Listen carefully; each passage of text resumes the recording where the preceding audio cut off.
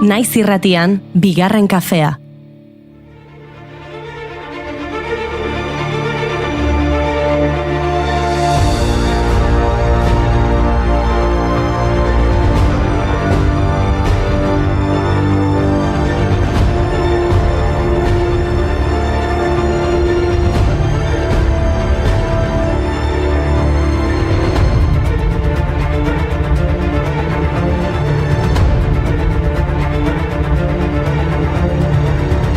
Egunon guztioi eta ongi etorri bigarren kafera. Pozik egoteko arrazoiak etzaizkigu falta. Udaberria iritsi da, ostirala da eta gaur martxoak 21 poesiaren mundu eguna da. Eta koloren mundu eguna. Eta txotxongiluen mundu eguna. Eta basoen mundu eguna. Zurietan sagar gorriak, bihotzak ere lorategian, izotza ez den urdin bat, begiak argitu dizkizun ambroak, zuaitzak bezain soil, atamarrak basal. Hainbeste mundu egun eta nazioarteko egunekin ez dakit nondik hasi ospakizuna. Beraz, egun ofizial zaharrena izan da dila lehenengoa, hau da, poesiaren mundu eguna. UNESCOk bere 30. bileran, 1989ko urrian, Parisen erabaki zuen martxoaren 21 poesiaren mundu eguna izango zela. Antonio Pastor Bustamante editoreak hala proposatuta. Poesiaren irakaskuntza sustatzea, errezitaldi poetikoak sustatzea, argitaletxe txiki laguntzea, komunikabideetan poesiaren irudi erakargarri bat sortzea, eta poesiaren eta gainerako arte-adierazpenen arteko elkarrizketa berrezartzea dira egun honen helburuak. Oiuka eta deika, baina ez dago soroslerik. Poesia zauri bat da. Poetek ehortzirik diraute, berezko itzaletan, sentiberatasuna norantz bideratu jakin gabe. Usoak inarrosten ari dira kaleko hautsak eta taberna inguruetan oturuntza da nagusi, zurezko maietan sitxak bidea egiten duen bitartean. Gabriel Korta, 2017. Que no siento nada hasta que vuelvo a caminar. Pajaricos, como les digo, que me dejen de escuchar, que os escuchen a vosotros para que el mundo se pueda salvar.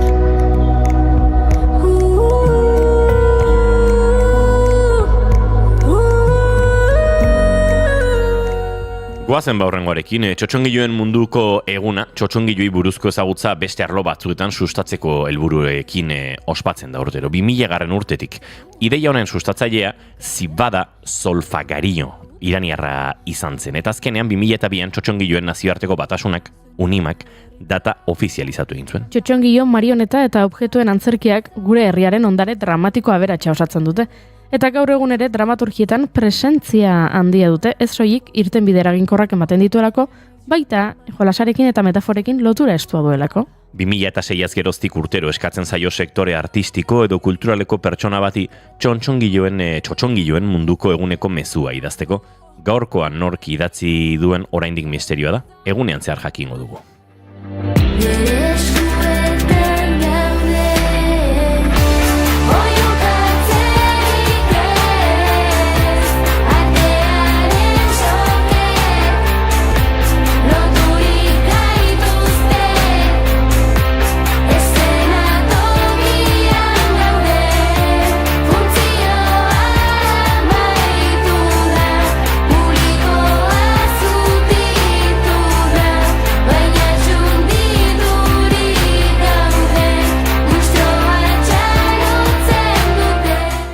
Goazen hurrengo egunarekin koloreen nazioarteko eguna. Inguratzen gaituen guztia mota eta tonalitate guztietako kolorek osatzen dute, eta koloreek gure inguruko gauzen irudi edo pertzepzio bisuala ematen digute. Egun hau Portugalgo kolorearen elkartearen ekimenez sortu zen. Elkarte horrek proposamen hori aurkeztu zion kolorearen nazioarteko elkarteari, eta egun hori 2009ko martxoaren 21 gaurko egunez ospatzea onartu zuten. Diote kolorek eragin nabarmena dutela gure emozioetan, jarreretan eta portaeretan, eta nik gaurko egunari ez dakite, inigo, kanpora begiratuta, kolore berdexka hartzen diot. Bai? Bai, horrela, agian basoen kolorea. Urte asko eman ditu basoa zaintzen, zuaitzei gora begira itxoiten. Ez ditu gauzak argi, are ilunak orain, oraindik ere hori posible bada. Anpatuak ditu zainak odolez, dolorez, oinak lurre. Entzuleo, gaur martxoak 21 basoen nazioarteko eguna ere bada egun nahiko gaztea. 2013tik ospatzen baita. Egunaren helburu nagusia planetako baso eremu guztiak zaintzearen garrantziaz jabetzea da. Horrekin batera, espezie guztien biziropena bermatzeko. Basoak energia iturri ezinbestekoak dira. Egurra ematen dute, nekazaritzan funtsezko papera betetzen dute polinizadoreak hartuz, eta lurzoruaren aberastasunean, klima erregulazioan eta biodibertsitatearen kontserbazioan jarduten dute. Gainera, basoko arroek ur gezak hornitzen dituzte munduko hiri nagusien 85% baino gehiagotan. Krisi egoeretan, basoak bizibide ekonomiko eta elikagarri bihurtzen dira. Landa eremuetan familia errentaren 20% ere ematen dute. Dieta osasungarriak bermatuz, baina ekosistema hauek arriskuan daude. 10 milioi hektarea galtzen ditugu urtero deforestazioaren ondorioz, eta 70 milioi hektare inguru suteek jota. Gure basoak babestea eta lehengoratzea premiazko eta beharrezkoa da. Planetaren eta etorkizuneko belaunaldien ongizatea haien esku dago. Gogoak gogor joko mentzuen, kotxean sartu eta jo zuen mendialdera, basoaren ertz banata. Eta egun berri bat daukagu gaurtik aurrera. Glaziarren nazioarteko eguna. Glaziarrak naturaren zaintzaile izoztuak dira. Lurra zizelkatzen duten izotz eta elurri bai zabalak. Gure planetaren denboraren eta erritmo aldakorren lekuko isilek. Lurraren ekosistemarako funtsezkoak dira eta urgezaren erreserba kritikoak eta planetaren osasunaren adirazleak dira. Haiek ematen diete ura milioika pertsonari, itsasmaiak erregulartzen dituzte eta biodibertsitateari laguntzen diote. Hala ere, izotz eta elur erraldoiok mehatxupean daude, basoak bezalaxe. Temperatura globalen igoerak glaziarren atzerakada kezkagarria eragiten du. Eta horrek ur eskasia. Itsasmailaren igoera eta uholdeak edo lur irristatzeak bezalako hondamendi naturalen igoera eragin ditzake. Eta horregatik sortu dute gaurko eguna. Premiazko erronka horri aurre egiteko funtsezkoa da asmo handiko neurriak hartzea berotegi efektuko gasen emisioak murrizteko. Ha sido un sueño para mí, solo sueño el fin. Y si un glaciar se desprende así, no quiero pensar qué será de mí. Y si un golpe mortal me derriba al fin, me querrías igual, tumbado en el ring, me verías igual. Tira, hainbeste egun ofizialekin horrela jarraitzen badugu, ez dugu irratsaio egiteko astirik izango. Ez adila hori gertatu lehenengo gonbidatua iristear egongo da eta Arkaitz Sukuntzak nortasuna sarean jardunaldietaz hitz egingo digu. 10. edizio dute aurtengoa. Eta lehen urtean parte hartu zuen hizlari bat izango dugu gurean, etxeondako laguna, Unai Elordi Hidalgo. Bueno, eta kafe hutsa ere hartu beharko dugu. Libe Mendizabal etorriko da gurera, ea kafea gustoko duen. Eta Oiana Maritorenak asteburuko planak dakartza, arte eszenikoen agenda osatuko digu, laizter helduko baita. Pres gaude, orduan eskuz eskuko hasi eta 3 bukatzeko. Martxoak 21 ditu gaur entzuleok eta ostirala da ongietorri guztioi bigarren kafera, naiz irratian zarete.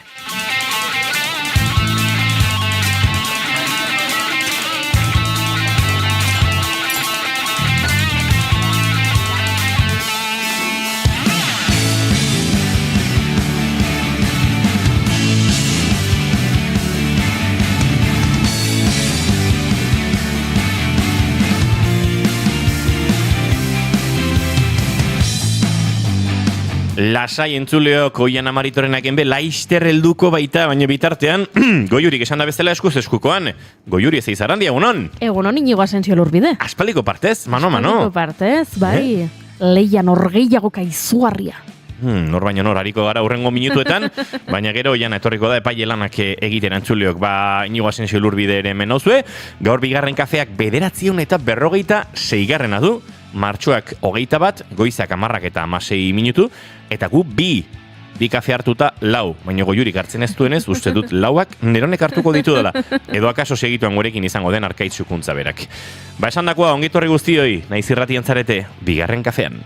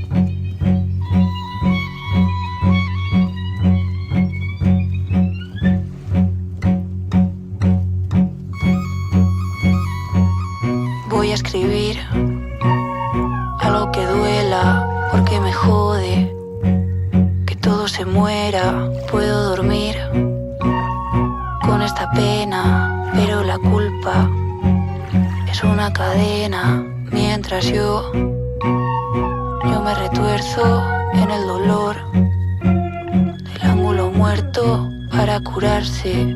No hay atajo en mi WhatsApp, estás muy abajo.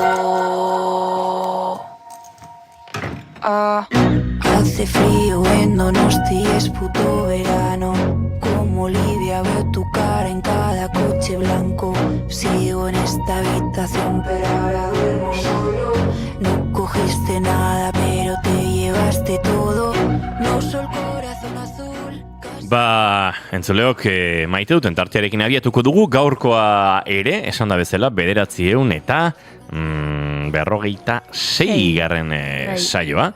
Eta hemen galdetu dute, eta Oiana, etorri beharko zan aritzalku bila, lasai Oiana badator, gorka, esan berri dugu Oiana badatorrela, egon lasai, gizona, urduria, mutila, Agian, ez dakit ikusi duzu Inigo, baina atzo arazak egon ziren beti bezala Renfeko aldirietako trenekin, eta abisua eman zutenean, gaztelaniazko bertsioan esaten zuen, todos los trenes están detenidos, eta euskaraz itzuli zuten Renfeko tren guztiak atxilotuta daude. Atxilotutak daude. Eta orduan, agian hori gertatu zaio Oianari. Agian bere trena atxilotu egin dutela. Ai, ze poetikoa. Oso poetiko, porque atxilotuta balin badago, non dago? La trena. Jode. Bastante ondo, Yuri. Vale, pentsatzen nuen. Bai. Me has aguantado, me has sujetado, te has arrastrado mi puto infierno y tú te tuviste que ir. Y seguiremos así hasta que ya no seamos igual, hasta que tú te olvides de mí. Zina zure maite dutago, Yuri? Ui, ama, ni hasiko naiz. Bai, beharko. Ai, ama, zaila... Bueno, begira, niri txikitan asko gustatzen zitzaidan Tintin. Eta Tintinen abenturak. Asko gustatzen zitzaizkidan, eta komikiak, bueno, bilduma osoa nuen. Gero, ez dakitze gertatu zen, baino galdu egin dira. Komiki horietako batzuk, pentsatze dut, haian halako batean etxea garbitzen nire amak batzuk oparitu egin zituela, edo horrelakoak, baina, bueno, tira, egunen batean berriro bilduma osoa nik uste dut lortuko dudala. Eta asko gustatzen zitzaidan, eta gero gainera ETV baten, euskeraz, Tintinen abenturak, marrazki bizidunak ere, ematen zituzten, eta nik oso gustora ikusten dituen. Eta atzo, lagun batek Tintinen nire oroitzapen politia izorratu zidan. Torren hasi zitzaidan izketan, nola, Tintinen liburuak nahiko arrazistak diren, ez? Badago, Tintin Kongoan, egia da, lehenengo Tintinen komikia dela, eta pixka bat badela, duela hamarkada batzutakoa, eta orduan, nabaritzen zaiola, arrazakeria puntu hori, badagoela beste bat Tintin eta Castafioreren arribitxiak eta hor, hijitoak agertzen dira, eta orduan hijitoak lapurtu ote dituzten lepoko horiek eta horretaz hitz egiten da, eta bueno, egia da, badauzkala gauza batzuk, baina bueno, bere ulertuta, Frantziko duela hamarkada askotako komiki batzuk direla, ulertu behar da, garaiko pieza bezala, eta orduan, bueno, atzo saiatu zen, nire lagun bat, nire oroitzapen, txikitako oroitzapen eder horiek izorratzen, eta esango dizuet, etzuela lortu, ordunik badakidala kontziente naizela, gabezia asko dituela Tintinek zentzu horretan, edo hankasartze batzuk egin zituztela, hori adibidez Kongoko komikian, edo Sovietarren komikietan, eta badaudela gauza arrazakeretuk, baino, niri Tintin asko gustatzen zait, eta bueno, saiatu nahi dut nik nire oroitzapen politori mantentzen nahi zu.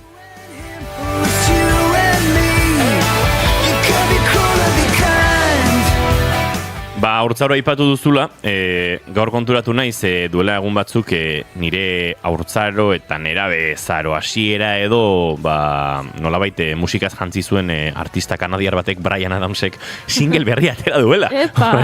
Musika egiten dabil. Eta Make Up Your Mind honek eraman nau, orduan gurasoekin eta biziginen etxe hartara, Tolosako auzo batean, Respuni izeneko etxe batzutan, eta gogora ekarri dit trenarekin lotutako historia bat. Badakizu oso tren zalean naizela, eta batez ere tren zaharrak eta asko maite ditu dela, nire gurasoek erosi zuten tren bat, kriston trena, elektrikoitakoa etxean jartzeko horitakoa barkatu bai. Anaiari oparitzeko, anaia 6 urte zaharragoa dut. Eta aitak beti kontatzen du nola gauerdia pasa zuen tren horren erraietan olioak entzen, konexioa etzuen ondo egiten, eta kriston lanak, eta niko gogoan dut zela tren bat milimetrora detailea zuen horietakoa, ezta? Barruan ikusitezkeen bidaiariak, lokomotora ikatze labearekin, atzetik, ikaragarrezko trena, gaur egun luxuzko bide bezala eta pixkate turistikoki planteatzen diren tren bidai horietako tren bat, ez? Mende erdiko trena edo. Eta anaiari oparitu zioten, jarri zuten martxan, anaiak begiratu zuen, bizpahiru aldiz, eta han ondoan zegoen baloi bat, baloiari ostiko kasi zen, eta trenari etzion inoiz jaramonik egin berriro, eta gurasuek gorde egin zuten, ni ordurako uste dut jaiotan nintzela. Ez zituzten 6 urte itxaron, eta handik denbora batera, esan zuten, aurten izango da eguna, eta nire oparitu zidaten. Eta nik pasan nituen egunak eta asteak, beste ezer egiten ez zuen tren horri begira, etzen eskalestri bat, tren horrek bueltak ematen zituen.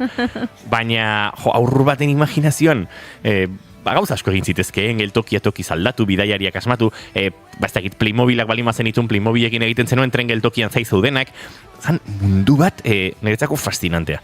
Eta tren hori egon zen, logela bateko apaletan, horrela piezaka eta goi solteak jarri eta hola, urtetan. Eta behin, nire helduaroko nostalgian pentsatu nuen, tren hori berreskuratu behar dut. Eta tren hori etzegoen etxean. Eta ez dakik guze gertatu zen. Norbaiti oparituko zion amak, oso jostailu pertzepzioa hartuta, eta nik nire artean pentsatzen nuen. Nik orain tren hori banu, kontzertuetan jarriko nuke goltzati bueltaka tren hori. Baina ez daukat. Eta, nostalgia edo pena puntu bat ematen dit, eta gogorarazi dazu hori Tintinen kontakizunekin, galdutako trenekin, eta garai hartan entzuten nuen musika honekin. Make up your mind. Zure trena eta nire Tintinen komikiak leku berean daude. Eta norbait zorion egiten ari dira. Hori da. Tala bada gaitzerdi.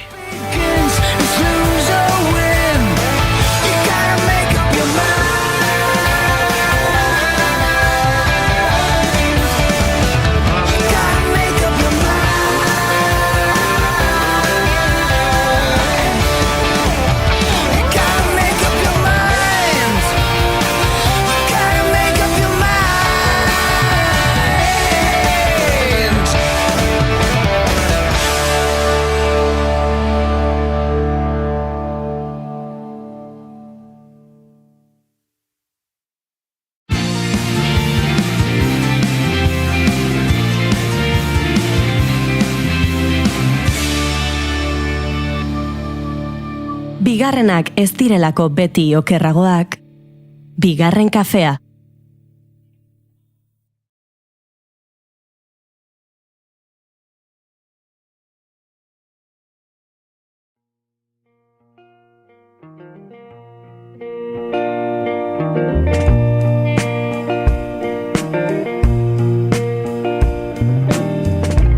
Ate guztiak itxita zeuden lekuan, leioak irekitzea zen helburua, kantuen bidez ulertu gure mundu hau, munduak gulertzen ez gintuenean, etorkizuna ginenean, erreza zirudien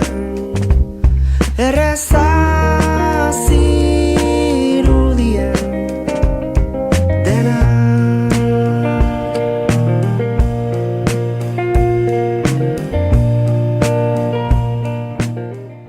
Esan dugu martxoaren 21, hau da, gaur poesiaren mundu eguna dela. Eta nik topatu dut urrengo gaia aurkezteko olerki aproposena. Hemen ez dago gezur ofizialik, inork ez du entzuten, hitzak ez dira existitzen. Dena dago konektaturik, demi dago sinkronizaturik, begibistakoa existitzen da soilik. Hemen ez dago komunikaziorik laino grisbera bat soilik. etorkizuna ginenean. Egia ote da? Ez dugu entzuten jada? Konektatuta bai baina komunikatu gabe? Bada, horretaz, asko dakite, nortasuna sarean jardunaldikoek. Aurtengoa komunikazioa bidegurutzean izenburupean egingo dute, eta egungo komunikazioaren joera kaltegarriei aurre egiteko aukera osasungarriagoak aztertuko dituzte.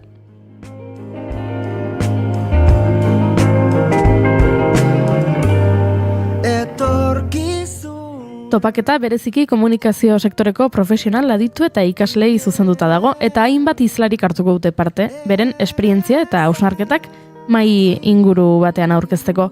10. edizioa dute aurtengoa, eta martxoaren 26an egingo dute Santelmo Museoan. Eta guk egitaragoa aletzeko Arkaitz-Rukuntza gonbidatu dugu gurera, egunon. Hau, pakaixo, egunon. Lehenengo egin behar dizkizut bi galdera, ez daukatenak zerikusirik jardunaldiekin, komunikazioarekin. Bai, komunikazioaren pixka denenik bat egingo diot lehenago. Ados. Kaferik nahi duzu? Ez, hartu berri dut. Bale, ados. Eta bigarrena zan, hau 3. izango litzateke eta gehiagik. Oso ondo, ez bigarren kaferekin etortzea oso ondo dago. Baldin eta ez pasarani, igual 3. o 4. egon zaitezkela, baina ez da kasua, beraz ondo. Bale, tira, bi galdera hauek gonbidatu guztiei egiten dizkiego, eta horregatik egingo dizkizut. Nik biak egingo ditut eta zuk aukeratu behar duzu bat erantzuteko. Lehenengo galdera da, ea nola irudikatzen dezun, edo nola gustatuko litzaizuken behintzat izatea, zure hileta, zure funerala. Hori da, lehenengo galdera, eta bigarrena da. Etorriko balitz, orain, zinema zuzendari bat. Eta esango balizu. Begira, zure bizitzari buruzko pelikula bat egingo dut. Baina, pelikulak ez du kontatuko jaiotzatik orain arte.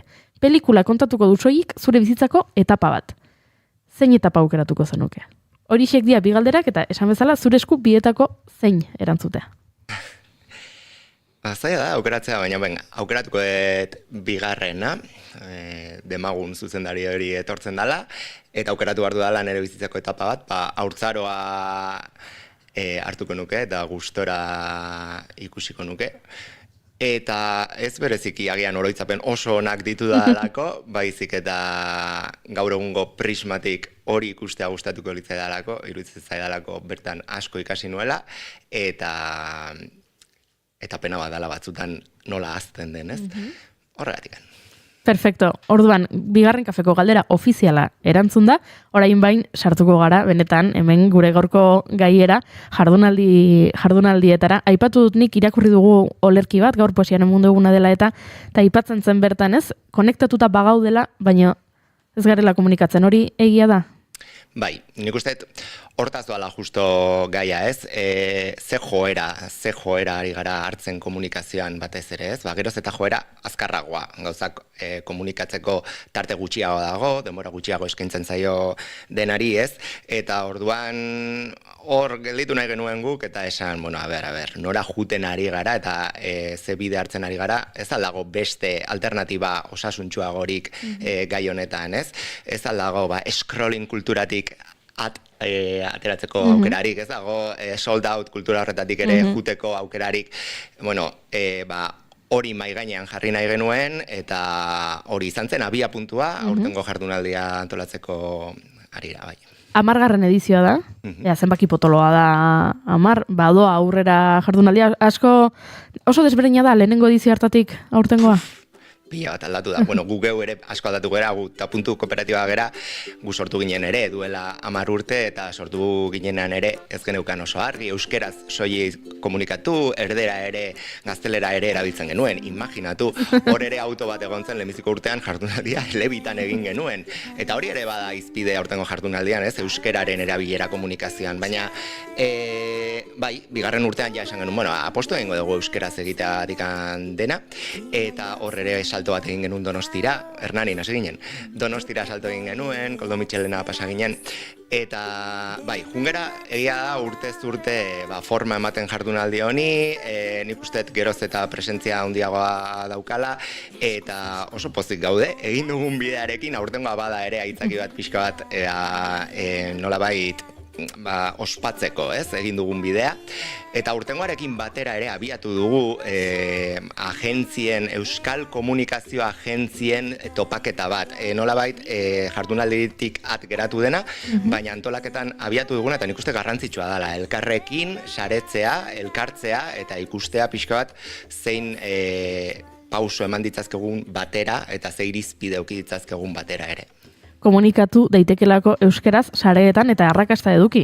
Noski baietz. Egia da, pena ematen didala ikusten ditudanean batzuetan gazteak, orain gazteek, gaztetxonek, nerabek influencer izan nahi dute. Askok, normala da, nik ere ikusten ditut influencerren bizitzak, ez da esaten dut, nik ere nahi nuke horrelako lan bat, eta orduan ikusten ditut batzuk, edukia sortzen hasiko naiz sarean, baina nola zale asko nahi ditudan, ez dut euskeraz egingo. Naiz eta euskal izuna naizen, bideoak egin beharko ditut gaztelaniaz famatoa izan nahi balin badut, eta hori pena bada. Bai, nik uste gainditu behar dugun beldur bat dela, hola orokorki. Nik gure adibidea jarri dugu kooperatiba bezala, guk ere beldurra geneukan, agian euskeraz soilik komunikatzen baldin bagera, ez dugu bezer hori dukiko, ez da horrela izan, guztiz kontrakoa, lan desente daukagu, eta pozik gaude. Eta nik uste influencerren munduan, justo nintxo bertan aipatu duzunen, berdina gertatzen hasi dela, azkeneko hilabetetan nik bai ikusi dudala gorakada bat, egon dira gaztezulo, eta, bestelako proiektu batzuk non gazteak pixka ari diren motibatzen sareetan euskeraz aritzeko, egia da komunitate aldetik kantitatera baldin bagoaz, noski kantitatea baxuagoa izango dela, baina azkenean lukete kantitatea horren beste begiratuko baizik eta kalidadea begiratu beharko litzateke, hau da, nor dagoen atzean eta horrekiko daukazun engagement zaio, baina azken finean, fidegarritasun hori edo fidelizazioa da azkenean garrantzitsua sareetan, eta nik uste hori geroz eta gehiago ikusten ari dela sareetan, bide bat ireki da, azkeneko urteetan esan bezala, eta nora doan bide hori bai. Esan dugu, bai berrekin. Nahi nuen hemen hausnarketa bat egin ze, Xiatarkaitzek esan duenaren arira, gerta daiteke askotan, ikuspegi komertzialetik ere, bezeroak euskara soilik komunikatzen duen zerbait ikusten duenean ere, ikusten duela nortasun bat atzean. Baduela, gauzak garbi, hemendik eta handi jo nahi dugu, eta eraberean nortasun horrekin igual koherentzia bat ere badagoela, ez? Nik,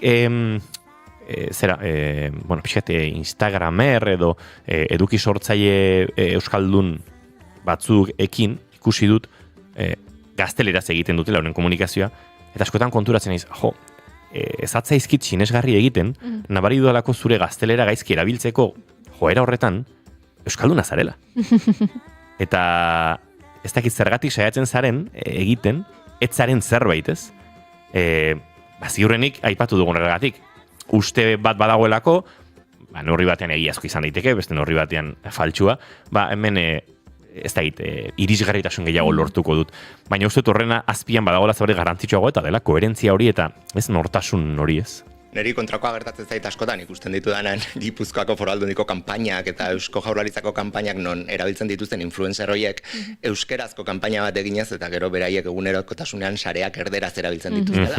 Nik esate, baina zer da, ezin ditugu bilatu benetan, naiz eta 6.000 jarraitzaile eduki, benetan euskeraz ari direnak, edukiak euskeraz bilatzen dituztenak, eta horiek sustatu. Azkenan hori izan beharko litzateke, horrelako erakundeen lana, nire ustez hor ere asko dago egiteko. Eta nik gazteak aipatu ditut, baina Iñigok aipatu den adibide honetan, gazteak ez demonizatzearen gertatzen da baita 40 urteko abeslari euskaldun bat hasten dela ingelesez abestiak egiten, eta akatsak egiten dituela, ze ingelesa ez da bere lehenengo hizkuntza eta ingelesez egiteagatik azkenean esaldiek ez dutela zentzurik, ez dela gazten kontua bakarrik. Esan nahi nuen hori ere. Orokorrean da, hizkuntza nortasuna nolabait, hizkuntza nortasunari nahikoa garantzia ez ematearen kontu bat, ez? Eta dena, hizkuntza handiago batean egiteak ustezko onurak ekarriko dituela planteatzea horretan, ez? Uste dut hor dagoela akatsa, eta hori sortzaien artean musikarekin ere gertatuen zerbait da, ez? Zenbatetan euskera sortzen dugun hori esan digute, eta zeratik ez uzua begiten espainolez, ate gehiago zabalduko zenituzke, esaldi, hola, ezin nazkagarrigoa, ez? Eta nik askotan planteatu dut, eske nien nintzateke sortzaile bera izango beste hizkuntza honetan.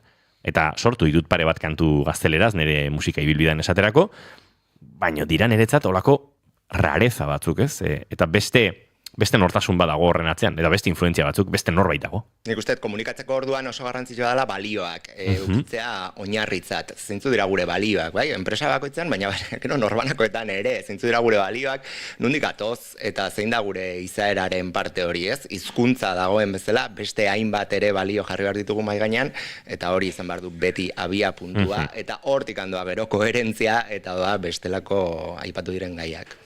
Bidegurutzea da aurtengo gaietako bat, aipatu dut nik martxoaren 26an izango dela jardunaldia Santelmo Museoan, eta bi hizlari nagusi Bai. Izango dituzue. Hori da, jardunaldiak alde batetik ditu hitzaldiak eta beste alde batetik daude esperientziak, edo saiatu gera hartzen esperientzia konkretura jeisteko aukera. Hizlariak, bai hori da, dira batez ere bi profil euskal komunitatean, nik uste komunikazio munduan nahiko ezagunak direnak, alde batetik Xabier Landabide Aurresti dago, bera Deustoko irakaslea eta ikerlaria da, eta bai, berak pixka bat eraldaketa teknologikoa zitze egingo dugu pixka bat ibilbidea, ez? Osea, nondik gatoz eta ze ibilbide eukidu komunikazioak, ze eraldaketa egonda eta nola iritsi gera honeaino nolabait, ez? Momentu ezberdinak aipatuz, horren inguruko hitzaldia egingo du, eta bigarrenik Estitxu Garai Artetxe eukiko dugu, bera EH1 lan egiten du eta bera ere komunikazioan aditua da, eta berak agian gehiago komunikazioaren ardura edo komunikazioa aholkularitzatik nolabait, ez? Askotan tokatzen zaigula denoi komunikatzea noiz o noiz, bai, ardura horretatik zeintzuk izan daitezken gure konpromisoak eta gure ardurak, ez? Azken finean zer euki behar dugun kontutan, eta zertan eragin dezakegun aldaketa honetan, aldaketa osasuntsuago batetara bidean, ez? Hori da bide gurutzea nolabait. Eta gero esperientziak aipatu dituzu, 3 esperientzia egongo dira, ez? Hori da. Bai, saiatzen gara beti esperientzia ezberdinak eta bakoitzarekin alde bat jorratzen nolabait. Alde batetik eukiko dugu Ainhoa Mendibil Artetxe, bera emun kooperatibatik dator, eta oraintxe bertan, justo berarekin euskera eta markagintza landuko dugu, ze beraiek ari dira egiten oraintxe bertan ikerketa bat, euskera zein puntutaraino sartzen den komunikazioaren balioetan, bai enpresetan eta baita erakunde ezberdinetan, eta ikerketa horren emaitza batzuekin etorriko zaigu, eta baita ere hausnarketa batzuekin, orduan euskera jarriko dugu izpide justo esperientzia horretan. Beste alde batetik, oso interesgarria iruditzen zaidala eta gaur egun oso pilpilean dagoen Fedibertsoaren inguruan hitz egingo digu Matxin Solis Huitzik, Tex elkartea sortu zen duela urte batzuk, baina orain bai badagoela mugimendu bat, ez dakit ezagutzen duzuen, goazen lagunok deitzen da, eta azken finean Fedibertsora saltoa, ez? Azken finean sare sozialetan enpresa batzuen menpe gaude, gauza dian bezala, ez dira neutralak, eta badago jende asko, eta mugimendu handia egon da Euskal Herrian gainera, Twitter ustearena eta Mastodonera salto egitea, baina egia da enpresa bezala erakunde bezala kosta egiten dela, ez? Azkenean gu jendearen gana iritsi bergera, eta jendea gutxiago dago eta plataforma batean edo bestean, ez? Eta orduan honen inguruan markatu hausnartu nahi dugu baita ere jardunaldian Matxinekin, ez? Hau da, ez bakarrik ze da Fedibertsoa eta zer eskaini dezakeen Fedibertsoa, baizik eta nola eman salto hori, osea, ze puntutan gaude eta nolabait nola egin trantsizioa, ze ulertzen dugu hor ere bidegurutze batean gaudela, trantsizio puntu batean gaudela, nun batzuk ireki ditugun pixka bat begiak eta esan dugun, bada garaia hau aldatzeko ere, ez? Eta azkenik Jordina Arnau eukiko dugu, Jordina Arnau Roig da, kazetaria da, katalana bera, eta gaur-gaurkoz aholkularia da, eta berak komunikazio transformadorea edo saltzen du, eraldatzailea alegia, eta orduan berarekin ikusiko dugu, hori ez, zer den komunikazio eraldatzailea eta ze puntu dituen, eta bere egunerokotasunean ere, zer eta nola lantzen duen hau, bera aholkularia da, bera ibiltzen da enpresa ezberdinekin, eta hori praktika batean ikusi nahiko dugu. Nik aipatu dut komunikazioko profesionalei, adituei, ikaslei zuzenduta dagoela, baina haian komunikazioan jarduten ez duen, baina interesgarri iruditzen zaion edonor ere gerturatu daiteke. Noski, ez beti irekia da, osea, guretzat garrantzitsua, nortasuna sarean antolatzen dugu. Irekian, edonor etorri daiteke, euskaraz antolatzen dugun zerbait da beti, eta nahi duguna saretu eta partekatu ezagutza, fokoa jarrita dago komunikazioan aritu edo ikasleentzat, baina herritarrei irekia da, edonor etorri daiteken Santelmora, ezagutu, ikusi, partekatu, eta batez ere, ez dela pentsatu, ez duela ezer ulertuko, ze ulertuko da. Azken finean beti testu ingurua jartzen dugu hasieran izalerekin ondo, eta gero esperientzekin ikusten da, eta ulertzen da, eta, bueno, seguru aterako direla ideia edo iritzi edo agian zalantza gehiagorekin, baina, bueno, zalantzak sortzea askotan garrantzitsua da. Esan dut martxoako 26, Santelmon arratsaldeko 6:30 uste dut izango dela, ezta? Hala da. Eta ezin bagara gerturatu egun horretan, egongo da streaming bidez jarraitzeko aukera? Bai, Santelmo Museoak ematen du aukera hori, YouTube bidez, eta Santelmo Museoari esker streaming bidez ikusi ahal izango da. Dena den guk animatzen dugu beti jendea bertara gerturatzea, ze bada foro garrantzitsu bat elkar ezagutzeko ere bai euskal komunitatean indarra egin behar dugu txikitik, eta elkartu behar gara, beraz, animatzen zaituztegu bertaratzea, elkar ezagutu, aurpegiak jarri, eta izan dadin jardunaldi osoa. Pasaren urtean, Unai Elordi Hidalgo izan zenuten, gure kolaboratzailea da, gero etorriko da, eraz, ikusi daiteke, Nortasuna Sarean jardunaldietan, gai asko lantzat dituzuela, eta urtean, egian bidegurutzean jarrita fokoa, baina aurrek urteetan ebaita, hori adimen artifizialaz aritu zaretela, teknologiaz aritu zaretela, gai asko lantzen dituzuela, datorren urtekoa pentsatzen hasi zarete?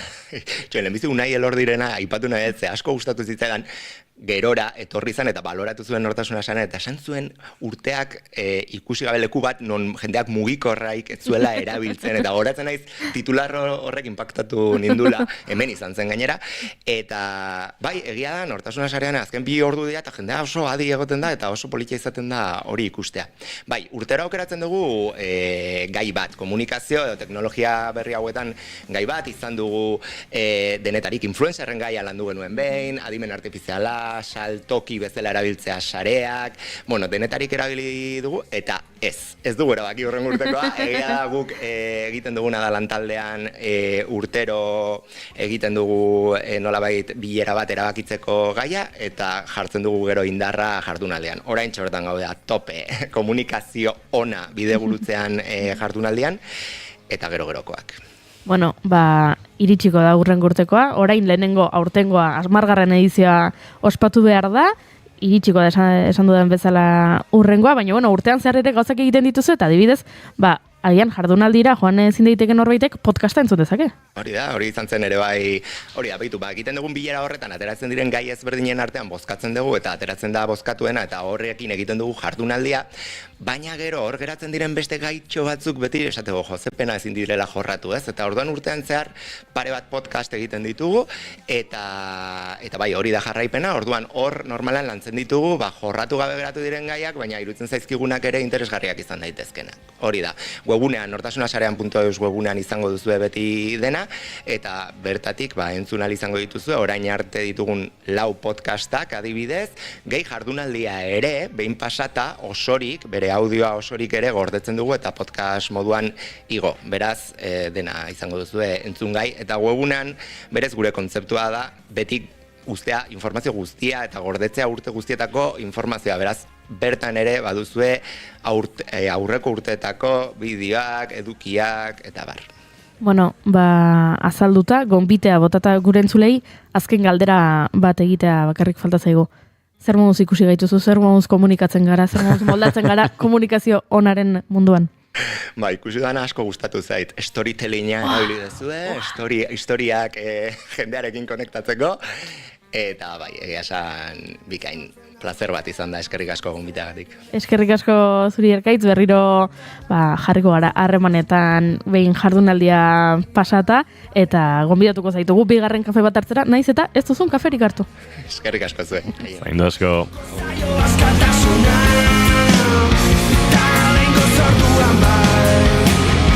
Libre izango gara, talengo sortuan bai, libre izango gara. Argizan, pluralak iten, bakoitzak zer, luzeraiek, ulertzen, duenak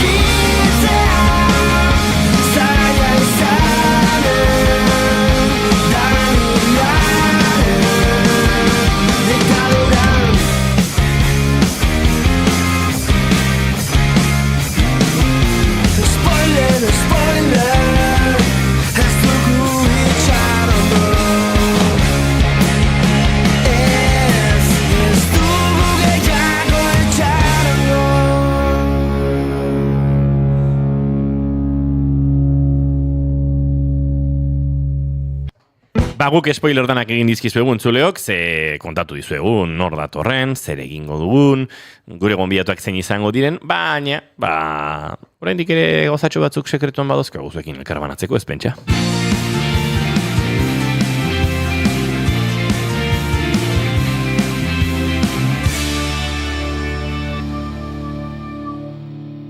Emaiozu bigarren aukera bat egunari. Naiz irratian, bigarren kafea.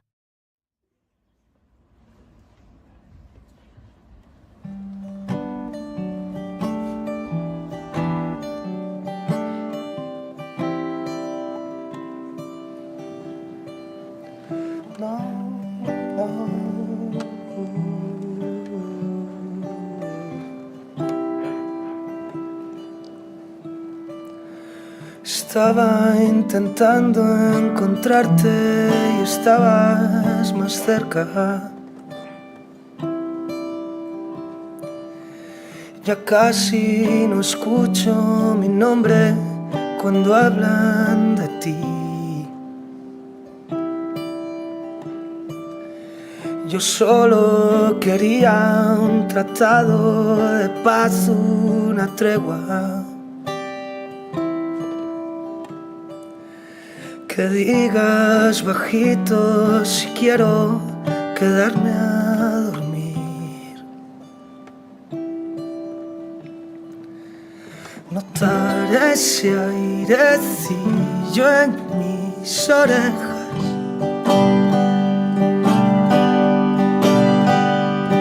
Y me quiero quedar allí a vivir.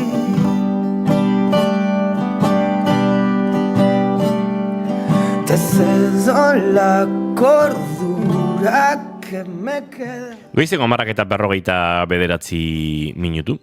Ondik uste nauzu goiuri? Bueno, ile luze xabarra daukazu. Bai, itzordua daukat aste artean, ile mozteko. Bestela ondo, bai. Zerbait ezberdina egin duzu? Bai. Bai? Bai. Ui, ama, bizarra mozuzu? Ez, beharko luke ere, baino pixkatilarekin batera egitea pentsatzen nuen. Egun horretan, etxean nik, baina, bai. Espainetakoa jarri duzu, ez duzu jarri? Ez. Ba, ez dakit, zer gertatzen den, inigo? Rimela jarri dut, betiletan. Epa. Baina zure poltsoti lopartu dut. Bai. Aizu? Bai. Gauza gehiago topatu ditut, baina ez ditut kontatuko. Ba, ondo beratzen zaizu? Bai, konturatu naiz, garai batean ez, normal, telebistan eta makillatzaileek rimela jarri izan didatela. Betile luzeak dituzuzuk, berezkoak. Bai, baina goruntz kurbatze hortan indarra hartzen duela begira da. Hori esaten zidan, azken orduetan, gainera, greba deitu duten Miramongo makillatzaile eta hile apaintzaileek, eta hemendik ere, nire elkartasuna ordu asko pasa ditu dalako euren artean, txutxumutxuka eta baita makillaje gelan ere, beraz, euren aldarriekin bat egiteko baliatuko dut momentu, baina bai, gaur rimela mandut goiuri. Tendentzien aurkazoa zinigo. Ez ziazu esan? Bai, zaude... Horrere bai? Horrere bai. Matxo maitia. Horrere bai, ze gauza bat, aipatu nahi dizut eta aipatu nahi diet, entzulei, harrituta naukalako, aste honetan sare sozialetan deskurritu dudan kontuak. Antza denez, gizonak, hasi dira gizon batzuk, ia paindegian eta eskatzen betileak kentzea. Izan ere, gizonentzat betilerik gabeko aurpegi bat, aurpegi maskulinoagoa delako. Hori diote, eta modan jarri omen da, zu bizarra egitera joaten zarenean, eskatzea, haizu, kendu mesedez, betileak, ze nik aurpegi maskulinoagoa nahi dut, baina hemen hainbat gauza daude, bat, ez zait inoiz gertatu, norbait ikustea eta pentsatzea, ederrago egongo litzateke betileri gabe. Ez dut inoiz pentsatu. Ez da nik ere. Ez dut kontrako ere pentsatu, betileak falta zaizkio, hori ere ez dut pentsatu. Ordan, ez dakit nondik jaiotzen den tendentzia hau? Ez dakit zeinek esan duen maskulinoagoa dela begietan betilerik ez izatea, baina antza denez, tendentzia izaten dira eta ikusi ditut, hainbat bideo gizon desberdinak, jatorri desberdinetakoak, azal kolore desberdinetakoak, denak, eskatuz kentzeko betileak ze maskulinagoak izan nahi dute, eta hemen bat, ez dut ulertzen, bi arriskutsua da. Ze ileak bere funtzioa betetzen du. Eta hori gertatzen da baita hankarteko ilearekin, baina baita sudurreko ilearekin edo begietako ilearekin infekzioak askoz ohikoagoak izan daitezke, ez balin badaukazu ilea begietan, ze ileak babestu egiten zaitu. Eta orduan hemen jendea ari da arriskuan jartzen, ez sekulako arriskuan, baina bai, horrelako gaixotasun edo infekzioak errexago hartu ditzazkete? Zer iruditzen zaizu? Zuk bazenekin hau? Enekien betilek funtziorik osatzen zutenik, baina orain esan duzunean, noski, bai, logika guztia dauka. Enekien inork betilek mozten zituenik maskulinitate bila, baino pixkat arraro egin zait. Alare, zenbat joera, aurrera eta atzera estetikaren diktadura honetan, ez? Duela 15 bat urte metrosexualitatea jarri zen modan. Eta orduan, pixkat kontrakoa, ez? Gizonok ileak kendu bar genuen, bizkarretik, zati guztitatik eta hori zelako pixkat, ileak kendu, kremak eta kosmetikoak erabili, eta bestelakoak, orain kontrakoa, maskulinoagoa izateko kentzen dugu ilea. Orduan, gizon sofistikatuagoa, eta esango nuke, akaso feminizatuagoa ere, ileak kentzi horretan. Ez, emakumeari exigitzen zaio kanonetan, besazpiko eta bestelako ileak kentzea. Bai, baino, begietakoa luzea eduki behar dugu, horregatik hainbeste maskara saltzen da. Metrosexualitatea bazen maskulinitatetik urruntzea. Bai. Emakumearen kanonetara hurbiltzen zelako, edo ez? Bueno, bote prontoko osnarketa bat ari nahiz egiten, baina uste hortik doala. Gizon ezain maskulinoak, ezain iletsuak, nik hortik entzun izan dut, eskezen bat hile daukazun bularrean, eta, ez dakit, daukadana. Eta bizkarrean gehiago, ez dakit, zer ingo diot, ez dut planteatu, ez dakit, bularreko hileak entzea, ez, baina bazegoen joera bat horruntza. Eta horrein bestalderuntz, betileak kendu, maskulinitate bila. Nik ez dut ulertzen, eta ez dut pentsatzen lehen esan dudan bezala, arrazoia estetikoa balin bada eta ala dirudi, estetikoa dela soilik, ez dakit gizon horiek gehiago ligatuko duten. Ez zait iruditzen. Ez zait iruditzen ederragoa zaudenik betiak kentuta. Ez dut oso ondo ulertzen, eta ez dut ulertzen ez da ere feminitateari zaion beldurra. Esango nuke. Gizona naiz eta maskulinoagoa izan nahi dut, edo irudikatu nahi dut nire aurpegia maskulinoago, ze femeninotasunak beldurra ematen du, ez? Eta hor nik usteet hor dagoela gakoa, ze gako horretan dago emakumeekin zerikusia duena gutxiagoa da. Eta orduan nik ez dut emakume baten antza izan nahi. Nik ez dut femeninoa izan nahi. Nik nahi dut izan maskulinoa, ze femeninoa txarragoa da. Zer egingo du jende honeko estiraletan, Goiri? Zer egingo du jende honeko estiraletan? Zer egiten du egoaizeak nekatzen denean? Ez dakit. Akaso popatik taldeko lagunek erantzuna topatuko dute kantu honetan. Berakit, popatik taldeko lagunek ez dituzela betiak kenduko. Ez dituzela betiak kenduko. Ondari dira. Zer egiten du gorpuak? Kajan daramatenean. Zer egiten du sagar ondoak gerezi denboran? Zer egiten du txano gorritxok tartaloren koban? Zer egiten du ilun nabarrak azken arnaz goran? Zer egiten du ametsak loa zordi ezaiodan.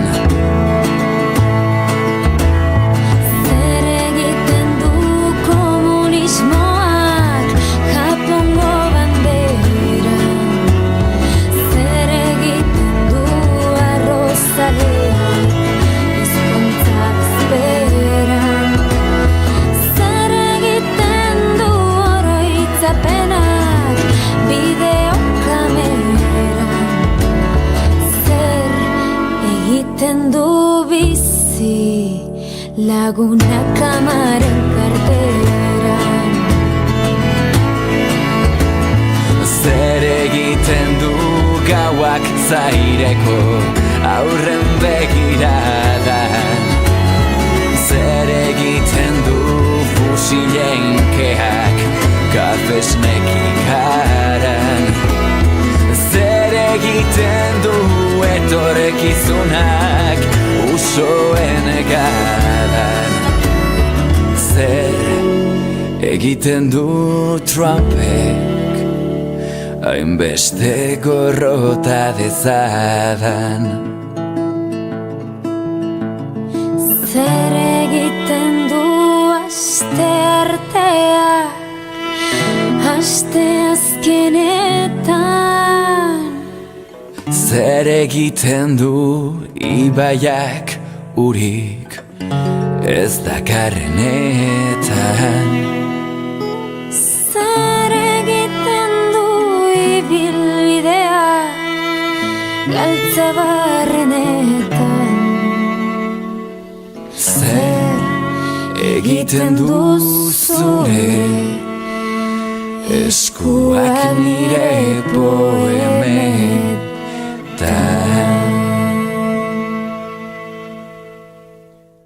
Zer egiten du kantu honekin iritsi gara goizeko 11etara eta dagoeneko bagoaz estudio zentraletara azken ordukoaren bila, antxe dugu eta Itxaso Leon Leon, egunon. Egunon Inigo eta egunon entzuleok, kontatu behar dugu 30 urte igaro direnean, lakuak aitortu duela Rosa Zarra ertzaintzaren pilotakada baten ondorio hil zela. Berriak eta ITBek jakinarazi dutenez, familiari aurreko astean eman zioten informazioa eta hurrengoan txosten osoa jasoko du. Azaldu dutenez, lakuako balorazio batzordeak egiaztatu du ertzaintzak Amara Berriko karga batean gomazko pilota 6 metroko distantziatik jaurti eta tripan jo zuela eta 8 egun geroago heriotza eragingo zioten zauriak eragin zizkiola. Zarra 1985ko ekainean hil zen eta orain 3 hamarkada geroago lakuak gezurtatu egin du orduko segurtasun sailburu Juan Mari Atutxaren bertsioa, heriotza gaixotasun batek eragin zuela eta pilotakadak ez zuela zerikusirik izan adierazi baitzuen. Dani Igoñik biktimaren ilobak txosten honen garrantzia baloratu du Euskadi Irratian eta egia bilatzeko urtetako borrokan aritu ondoren Goñik albistea ospatu du, bestalde Maider Irazusta Zarraren alabak ere albistean nabarmendu du Berria egunkarian itxaropen handirik ez zutela esanez. Honekin batera informazio praktikoa ere berrituko dugu azkar-azkar, aipatuko dugu gaur goizaldean Nazional 121 errepidean Irunaldean pilaketa nabarmenak sortu direla, errepidea itxi delako norantzabietan istripu bat tarteko, ematen du autopilaketa horiek amaitu direla, baina hori bai errepidea itxita mantentzen da eta kontuan hartu, desbideratzea Gipuzkoa 34-55 errepidetik egiten ari direla. Besterik ez, amabietan itzuliko gara. Eskerrik asko Itxaso Leon eta gu bagoaz aurrera esan da bezala eguerdiko 12etan informazio gehiago ekarreko dizuegunaren promesa horretan eta kantu honekin aurkeztuko dugu gure gaurko 11etako kolaboratzailea ez dagoeneko lehen gonbidatuari izan dugu.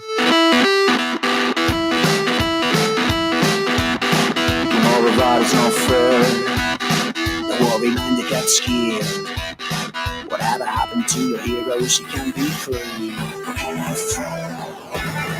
Where's the fight? Supposed to find that key. You come and get a shower, please. Status D.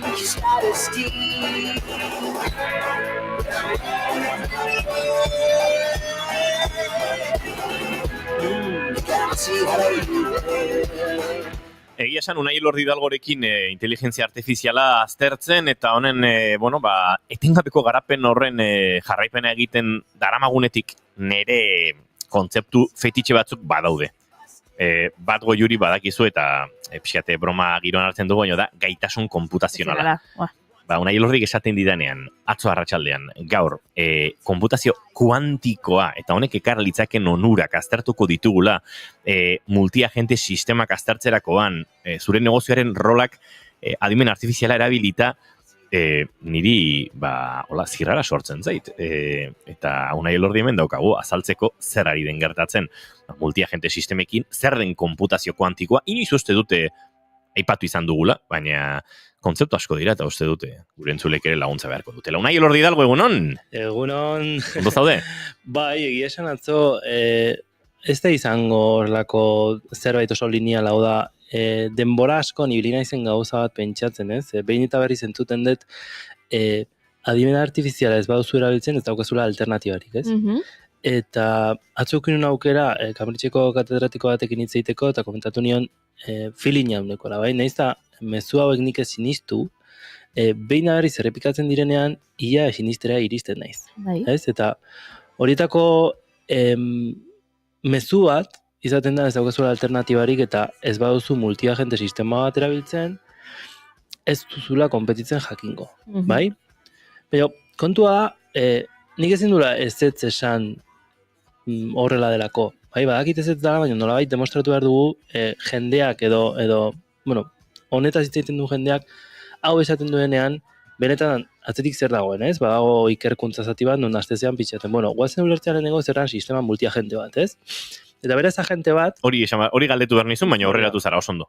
Zentzule hariko da esaten, agente bat da, software zati bat. Software zati bat. Software programa baten zati bat. Izan daiteke software normala, adimen artifiziala daukan modela, baina, software zati bat, bai? Eta dauka gaitasuna erabaki desberdinak hartzeko. Bai, orduan, berak jasotze ditu, informazioa jasotzen du, ditzaiola efektorea bezala, eta gero dauzke aktuadore batzuk, dira erabakek hartzen dituzten sistemak, bai? Orain arte, gertatu den gauzetako bat izan da, agente hoien esan genezake jokatzeko era, bai, beti definitu izan da espertu baten bitartez.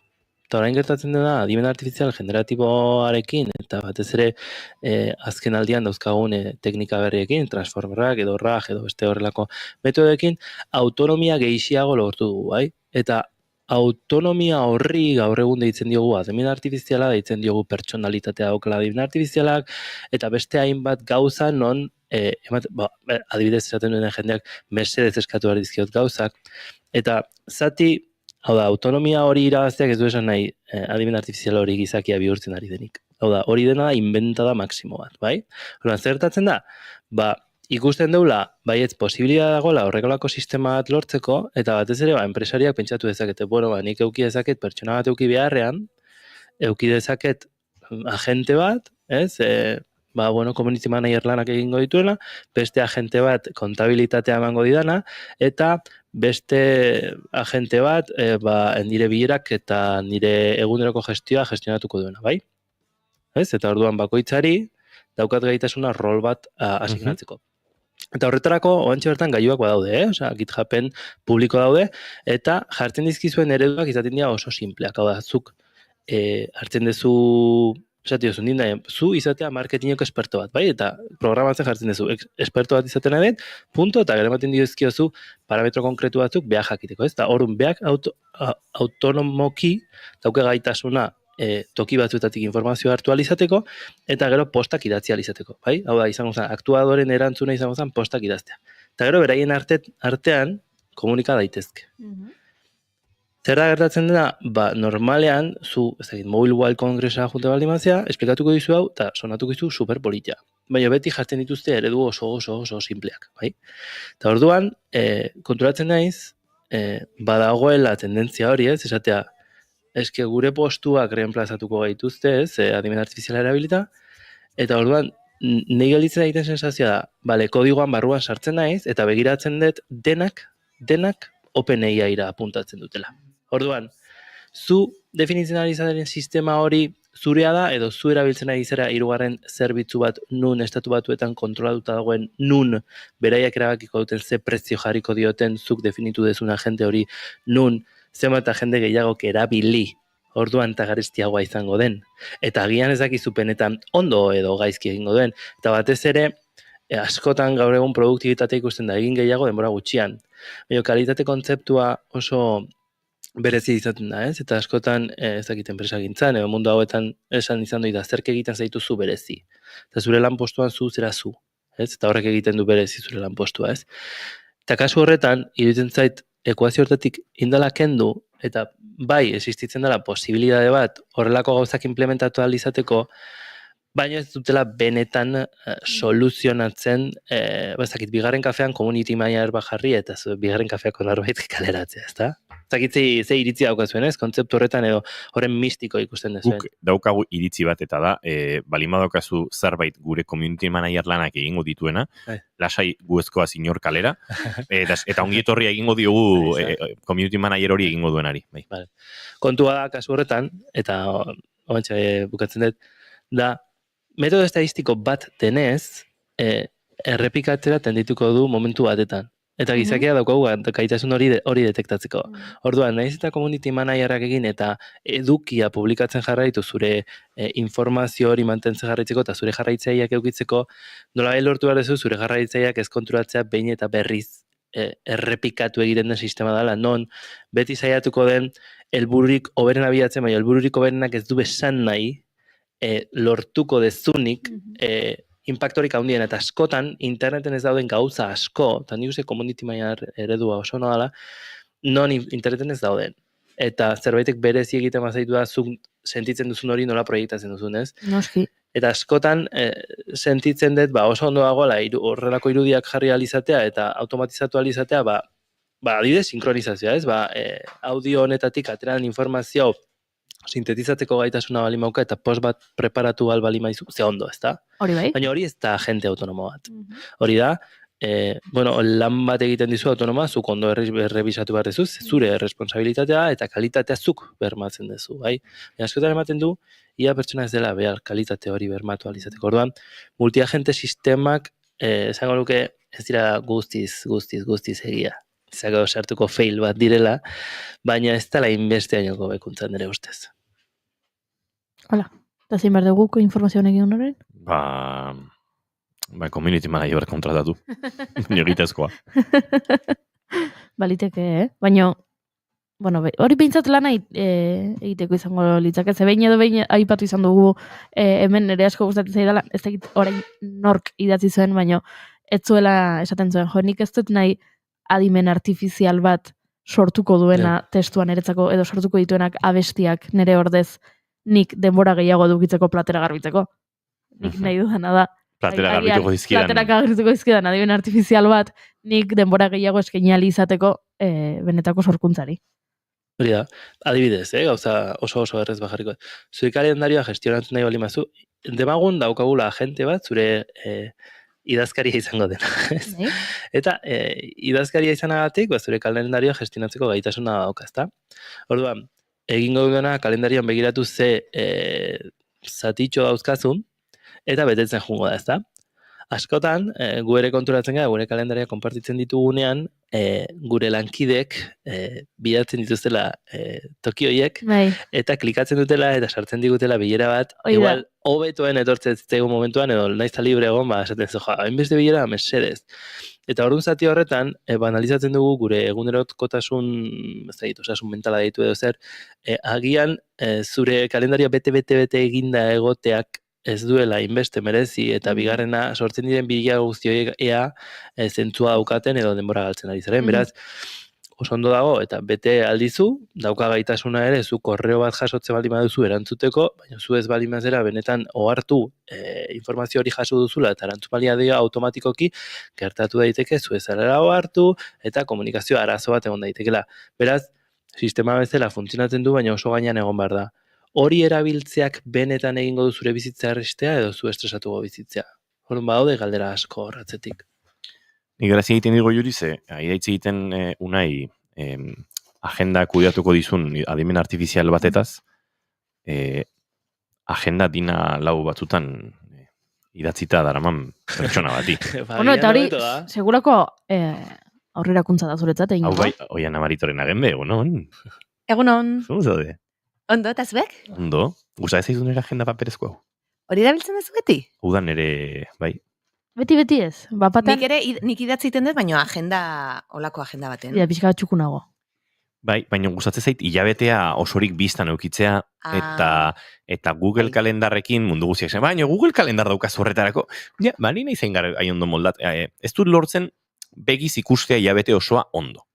Eta orduan... Oso txikia da gainea, ez, Google kalendar. Bai, eta... Niri idaztea gustatzen zait. Eta hemen... Ni hobeto aklaratzen izan. Eta horri ez daio bateria gastatzen. Honi ez daio bateria gastatzen, hori egia da. Eta gustitzen balima ez da izorratzen. Bueno. Kontutan hartuta nun sartzen ezun, ez? Baina hori bai, bakarra da. Hori galdu ezkeo. Bai, hori egia da. Hori egia da. Baina egia da, zuk eskuz idazten dezun momentu horretan, konstientegoa zehala. Hori da, guztiz. Askoz garbiago daukat, osea, ni orain esaten diazu urrengo 3 hilabetetan martxoa, apirila, maiatza adibidez dauzkadat egina, ze aste burutan afaldezak egun, eta nik badakit aukera bi dauzkadala, eta zein diren. Zein dira? Ba, daukat, Oiana, larun bat hau esaterako? Aha. Larun bat hau, eta geroraia apirilean eukiko nuke... Zaizarretan zure egun libreak? Bai, asteburuak, hola, afaltzeko. Apirilean ez dakit baten badaukadan. Bai, hemen bai. Bai, 5 eta 19. Agian ez 19 hola borobilduta dago gobalo porreta jongo ze. Ui, nik uste naiz apiriak 2... 19 Baionan egongo naiz piragua baten gainean. Hori da. Apiriak 2 ez daukazu apuntatuta hitzordu badaukagula. Apiriak 2. Bai, dauketa apuntatuta. Jartzen du hor? Bale. Jartzen du. Osondo. Bai, ukiko nuke... Nik ere oso garbi ukitzen ditut. Apiriak 5 bakarrik, bai. Buruan. Gutxi ditugu, jaiegunak eta txorradia. Bai, eta gainera dira pixkatola zalantzazkoak beti. Ze beti dago azken orduko marroien bat eta gozatxoren bat. Baina, tira, bai, batzu bauzkagu. Ba oso, berez, esan nahi, bueltatzea lehenakoa eta leheno egiten ditun ariketa guzti horiek, benetan, gainera askoz kostienteagoa izango zera, egiten dituzun gauza guzti horiek kontuta hartuta, ez da? Orduan, hau guztia hartuta, ikusi izan duet ikasleekin ere, askotan, ez zer egiten hasi baino lehenago, zuzenean adimen artifizialera jotzen dutela, ez? Supuestuki ez dauketelako ideiarik, ez? Eta hor gertatzen da gauza bat, eta beste ikerkuntza lerro bat ateratzen ari da, esaten, horrelako sistemek emango dizute bakarrik alternatiba bat, beste 1000 alternatibatik, ez? Eta zuk zuzenean konfiatu dezakezu alternatiba horretan. Kontua da, eta horri jarraituta leheno erabiltzen genituen bilaketa metodoak askoz zabalagoak eta askoz aukera gehi ematen zituguten. Zergatik, zuk Googleen bilaketa bat egiten zenuen momentuan, erantzun asko zenituen, eta hor nolabait manipulatuta zaben Google-li lotuta zaben, esan nahi dut, badaukazu aukera zure kriterio hori sortu izateko. Kontua da, horrelako zerbait sortzen dugun momentuan, kriterio hori ezabatu egiten da eta konfiatzen dugun makina baten inguruan. Orduan, hori kontutan hartuta eta multiagente sistema batetara oinarrituta denek era antzekoan edo horrelako zerbaitan egin genezake. Kontutan hartuta ere, OpenAI-rekin ezkonduko bagina eta gure modeloak entrenatuta egin genezake sistema nahiko efiziente bat, baina beti gainean egon beharko genuke. Ze ematen du gaur egun, esaten digutenen produktiboak izango gerala izango dela. Hau iten da 5 minututan, negaten naiz 45 minutu horrela, ez? Apoiatuta eta lasai. Eta ez da hona. Horoia ez da izango inoiz. Eta egia esan nik ere nabaritu izan duet, eta zuek ziur asko ere, gaur egun egiten dan lan denbora naiz eta berdina izan, gauza gehiago izan behar ditugula buruan eta oso notifikazio pila jasotzen ditugula eta informazio pila jasotzen dugula eta kalendarioak inoiz baino beharrezkoak dirala gure mundu honetan, ez? Eta orduan, sentitzen dut produktibitate kontzeptu hori, ez? Eta sortzen ari diren software sistema guztiak kontutan hartuta, ez nagoela ziur benetan hori dena denik. Hau da, izan daiteke eta erreztu aldigu, ez? Gauza asko erreztu aldizkigu, ez? Zuk esaten zen bezala inigo community manager lanak egiten adimen artifizial baino zoragarri. Baina bai behar duela bigarren kafearen kutsu hori. Agian entrena genezake, ez? Bigarren kafeako modelo bat, ez? Testuak eta erabilita, eta informazio guzti hori atera. Eta goiuriren pertzepzio estetikoarekin historiak sortuko dituena.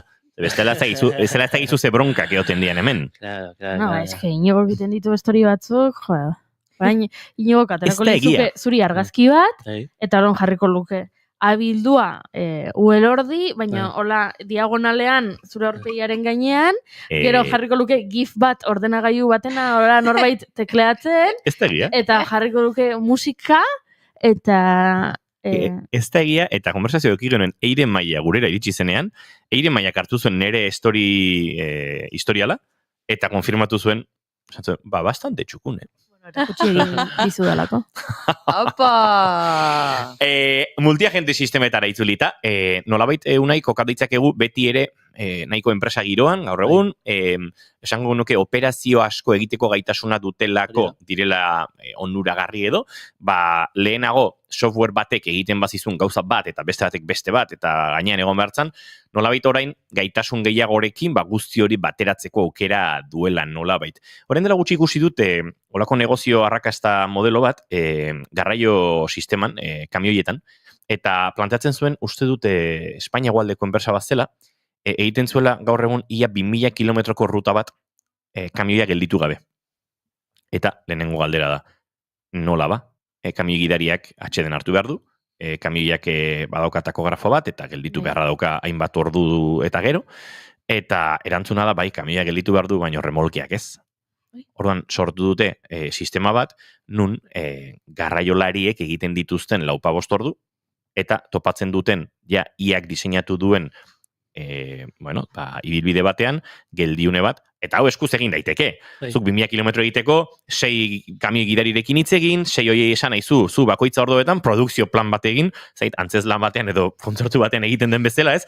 Teknikarien iritsiera, taldearen iritsiera, kamioi haguna iristen da orduetan, auta beste, baina, gero, jarraipen egin behar da, aldakortasun faktoreak daude, trafikoa eta beste, lortu dute sistema bat nun, garraiolariek egiten duten 4 orduko ibilbidea, 4-5, egiten duten ordezkatu traktorea eta erremolkeak jarraitzen duen bidean.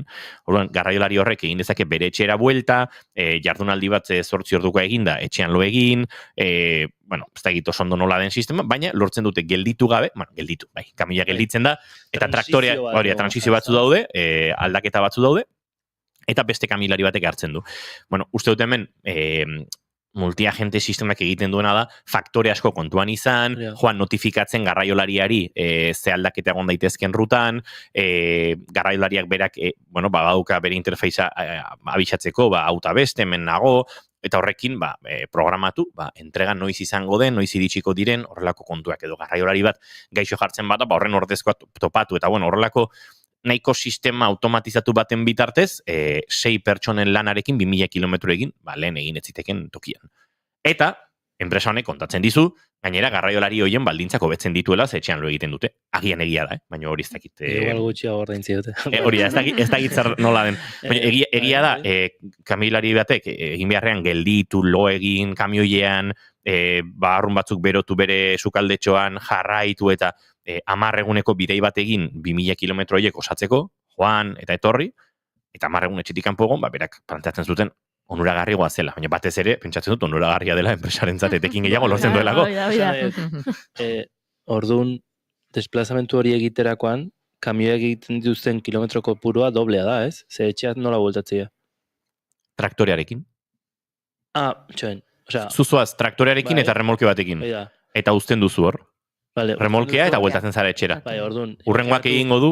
Zuzenean goazela, ez? Kamioa garri jungo bazan, ingozun bide guztia. Puntu honetan gelditze bali ma da, honek etxera jumarra. Ingeniaria zuzara. Beraz, nik formula bat. 2000 biderbi. Oida, lau mila. Edo 2000 zati bost biderbi. Karo, baina lau mila berdin-berdinatako dira. Baina lau mila, doble izango distantzia. Ez, berbera? Ez? Linea zuzena. Hau egin beharrean, Juan eta etorri, Juan eta etorri honek, honek Juan eta etorri, honek Juan eta etorri, honek Juan eta etorri, eta honek Juan eta etorri. Gero kamioak ere bueltatu behar duela, distantzia berdina. Distantzia berdina da. Formula hori izango zen. 2000 zati bost, biderbi, ez da? Zuzen zaude, karo, egia da, gero, ni bakarrik ari nintzela planteatzen zuzen bat egiten zuela eta han gelditzen zela kamaia eta ez bueltakoa. Orduan, 3 kamioi desplazatuko ziren kamioi batek egingo zuen bidai berrian, ez hori izango zen. Bai, eta erregaia ere berbera izango zen. Hor, sortuko dira moteltze batzuk urrutan akaso geldialdi gehiago sortzen direlako, baina geldialdi horiek askoz motelagoak dira. Claro, askoz laburragoak dira barkatu. 10 minututan remolke aldaketa egin dute. Eta gero agian pertsona horrek ere edo kamioia konduzitzen duen pertsona horrek ere igual ez ditu hainbeste deskantsu behar ere. Denbora gutxiago dagoelako. Lau ordu egiten baditu, igual atxeden bat egingo du remolke aldaketan eta beste 4 bueltan, horrelako zerbait, bai. Hor definitzen nahi zena optimizazio problema bat. Hori da. Bai, ruta optimizazio problema definitzen dugu eta adimen artifizial horrek dauken gaitasuna da, zuk ez Europa guztiko, karretera guztiak ez dituz ezagutuko da. Ni Tolosatik Bilagonara edo Donostitik Irunera jo nahi balima dezu, bide guztiak buruz dakizkizu. Baina Europa guztitik ibili behar balima dezu, optimizazio problemak definitzerako garaian da batez ere, gaur egun ez, repartidorek ibiltzen dien bezala ez, badaukate arazo bat, non nik optimizatu behar deten, kostua jetxi behar deten, eta nolabait lortu behar deten, bide guzti hori bete alizatea ez. Sistema ez dela oso ondo definitu dago, egia da, beraiek esaten du guztia, zuzena dela, baina kasu horretan ere optimizazio problema horren erantzuna jasotzerakoan norbaitek edo ekipo bat egongo da norbait noski. Hori benetan balidatzen duela edo produktibitate horri, ez, balioztetzen duena hau kalidadezko zerbitzu bat ematen ari gara. Eta pentsatzen dut hau nolabait eskuz egongo da norbait entzuten kamioian eta esango du. Bueno, hau beti egin dugu, ez? Ja, bai. Akaso beste modu batera, akaso hainbesteko optimizaziorik gabe, baina remolkea beste bat utzi eta berak jarrai dezala, hau 80ko hamarkagatik eginda, akaso egingo zen, ez? Egia da ezagutzen ditugula, nik ezagutzitut, garraiolari batzuk, hori, pixkat kanpaina egiten dutenak, ez? 10 egunetako bidaia, Europa iparralderaino, handiken buelta egin, atxeden egunak hartu, eta egun asko etxetik kanpo pasatzen dituztenak, eta beraz, ez dakite, hor ere hongo da optimizazio pertzeptzio bat, baina uste dut, sistema honek ematen dituela lako abantaiak, hala eta guztiz ere, ez gaude hemen aztertzen negozio modelo bat, baizik eta horren baliabide teknologikoak. Eta pentsatzen dut, iak egin duena da, lehenago egiten bazen, hau hobeto egin, eta lehenago egiten ez bazen sistema, elkartruke sistema hau garraiorako, nolait hori albidetu efizientzia parametro batzuetan. Claro, gero aplikazioa jartzen duzu, zentralizatzen duzu, eta jasotzen duzu informazio hori kamioilariek, ez? Kamioilariek ulertu behar dute nola funtzionatzen du sistema berriak, galtzen dena kamioilariek beraien artean agian ez dauketela besteko erlazioa edo sistema zentralarekin, eta pixkat opako sistema bat definitzen da, non ez daukazun kontaktu, gizaki kontaktu hori, ez? Eta askotan, bai nabaritzen da, ez? Horrelako gauzetan, kasu horretan, helburua lor dezakegu jendeak bizitza hobeagoak izatea, baina aplikazio baten kontra bakarrik lan egiten baldin badute Uber bezalako sistema batekin, bazkean galtzen dute, ez, referentzi hori. Eta gero, hori izan daiteke adibidez sistema bat, baina konturatzen ari naizena da, asistente virtualak desastre funtzionatzen dutela. Eta supuestamente gure etorkizuna da, ez, asistente virtualena. Baina konturatzen ari zena da, azkenean, asistente virtual batek hasieran eman aldizkizu informazio pila bat aldizu eman, baina behin tabarriz errepekatzen da, eta askotan sentitzen duzu paeta baten kontra jotzen nahi zela konstanteki, eta helburu bat lortu nahi zuen, esatik zuen pasaiazu beste pertsona batekin, ez dizu pasatzen, eta zabe bueltaka, non ja, ez da izema buelta bat dituzunen, eta zetzu, déjalo, no me estás ayudando, osea, ja hitzeiti duzu, como diciendo, déjalo. Gero orduan igual sartzen da beste pertsona batez, netzako hor zerbitzu kalitateen galera, baina zuzenago egia da, konpainia askotan, ez? Atención al cliente horretan saiatzen dira zunekatzen ez eukitzeko posibilitatea reklamazio bat egin dalizateko, edo zuk ez bali magokozu informazio hori gorde egiten dizute, bai? Baina esango nuke asistente virtual bat jartzeak ez duela sistema hobetzen. Ze horrela diseinatu dago, ezta? Orduan, entzuten duzunean, asistente virtuala zure bizitza erreztuko dizu. Ez dizu bizitza, zure bizitza erreztuko. Zuk erabakiko dizu zein, zerbaiterako zela gizakia eta autonoma eta inteligentea den bakarra. Ze azkenean, adimen artifizial honetan, adimen deitzen diogu momentuetan entzuten dugu. Eske bere personalitatea horrelakoa da, edo bestea, ez dauka da. Ez dauka personalitaterik. Zenbakiak dira, eta kuantifikatu dauden zenbakiak dira, eta optimizazio problema bat soluzionatzen dute ondo, edo gaizki, hobetuago, baina ez dute pentsatzen. Zurra da hori sistema iteratibo bat izaten jarritzen du.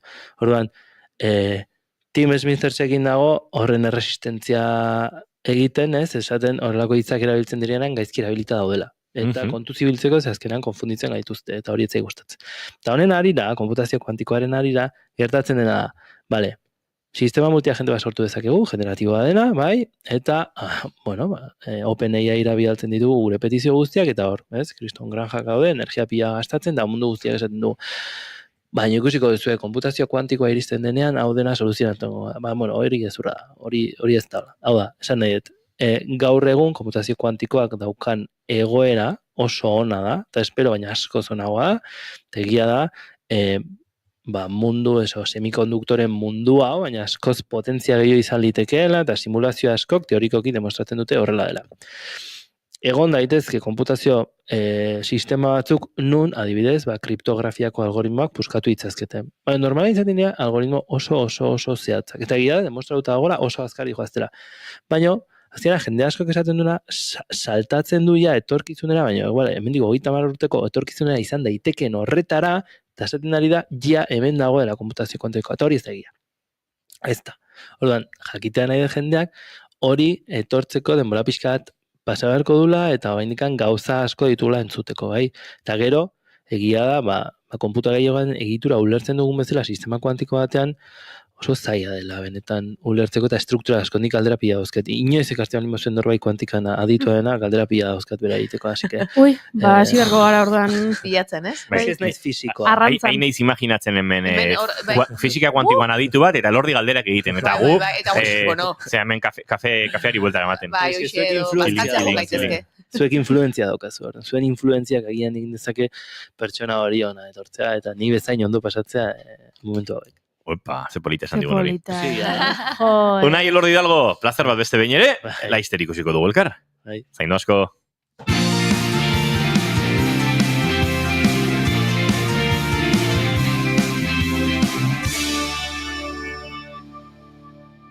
Bigarrenak ez direlako beti okerragoak, bigarren kafea.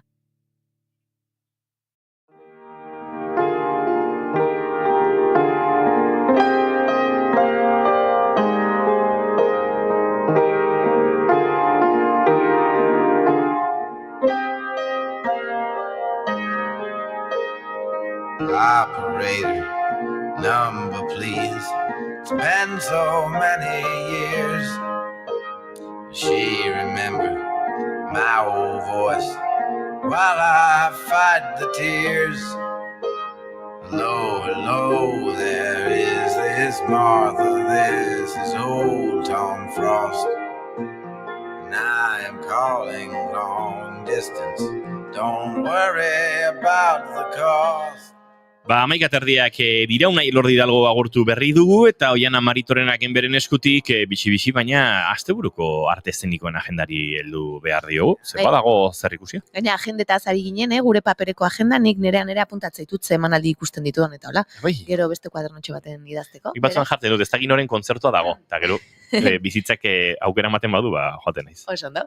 Begira, gaurko proposamen batzu baditugu. Lehenengoa, zirkua. Leinu, berdinki zirku taldearen ikuskizuna, Basauriko sozial antzokian eskiniko dute 8:00 eta bihar berriz Azkoitian izango dira Bastartxo aretoan 7:00 aurreko Ankoldorekin kointziditu nuen eta badirudi emanaldiak izaten ari direla eta pozgarria da zirkuak ere pixkanaka bere lekua izatea hemen. Itzulera Deiabu antzerki konpainiaren lana Zarautzen modelo aretoan eskiniko dute 8:00 gaur. Amak, Tolosako Leidor antzokian izango dugu ordu berean ikusgai, eta Arizona berriz, Zumaiako Aitamarin ordu berean 8:00 gaur. Eta bihar berriz, Amorebi eta Etxanoko Zornotza aretoan ordutegi berean.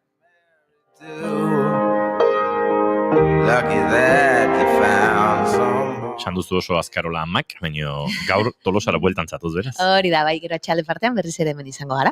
Leidor antzokian, Oiana Maritorenak genbe, eta bere kideak Amak antzeslanen ikusteko aukera izango duzue. Baina batzuk izango dira, minan ikusteko gogoz, eta gaur aukera izango da. Dute, bai gaur, larun bat eta igandean, gaur Etxarri Aranazko kulturetxean 7:00, bihar Mungiako Lalde aretoan 8:00, eta igandean Pasaiako Juanba Berasategin 7:00, beraz, hortxe aukera, eta datorren astean bertako protagonista gurean izango dugu, beraz, lan honi buruz, lasai hitz egiteko aukera izango dugu.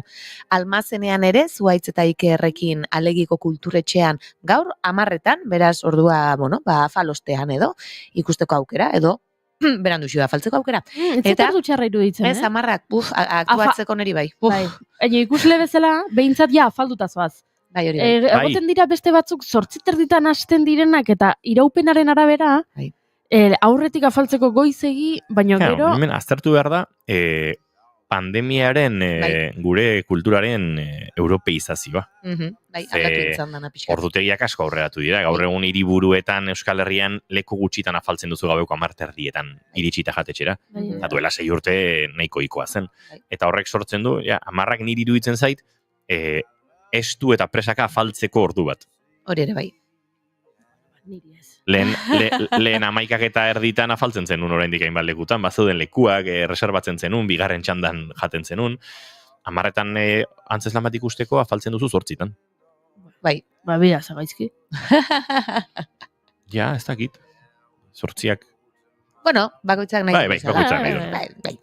Bueno, gaur 10:00 Alegian izango dira, baina bihar berako kulturetxean 7:00, beraz, hor aukera dezakegu noiz afaldu nahi dugun, eta horren arabera antzeslan egun batean, edo bestean ikusi.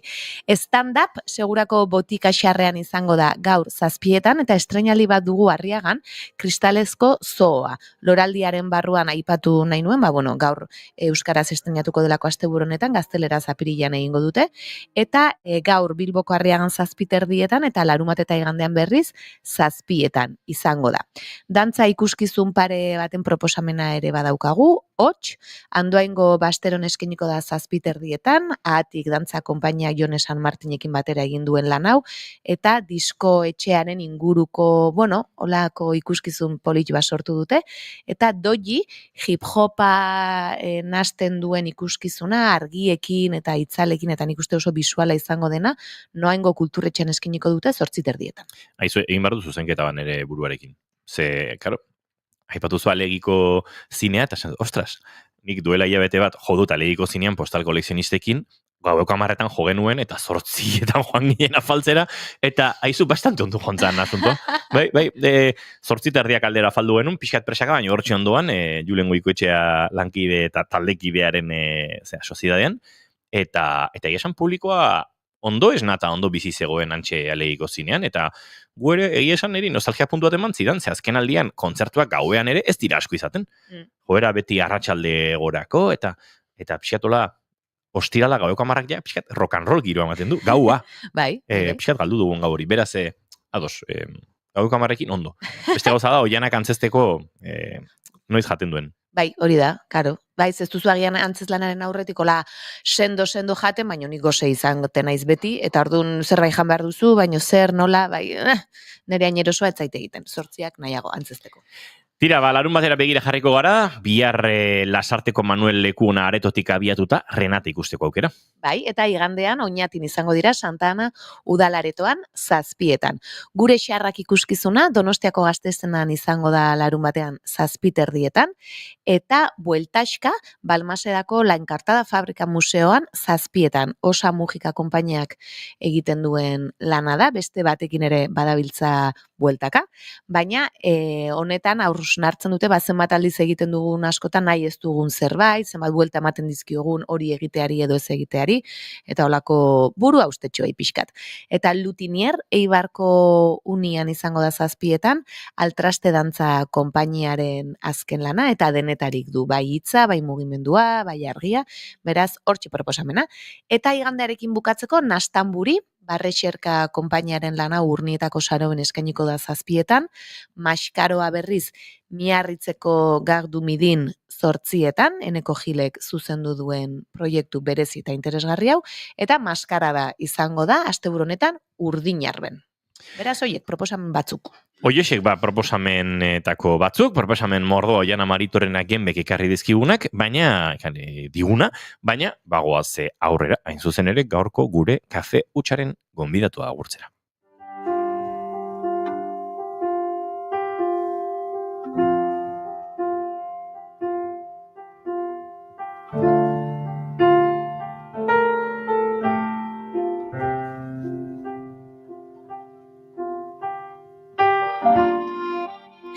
Libe Mendizabal Pascual, aktorea.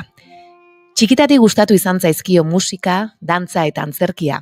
Solfeo, abesbatza, akordeoi eta baleta ikasi ditu, baina ibilbide profesionala aukeratzerako garaian, ez zuen ingurukoen babesa sentitu antzerkira zuzentzeko, eta agian horrek bultzatuta, Nafarroako Unibertsitatean idazkaritza ikasi zuen, hizkuntzen maitale ere bada.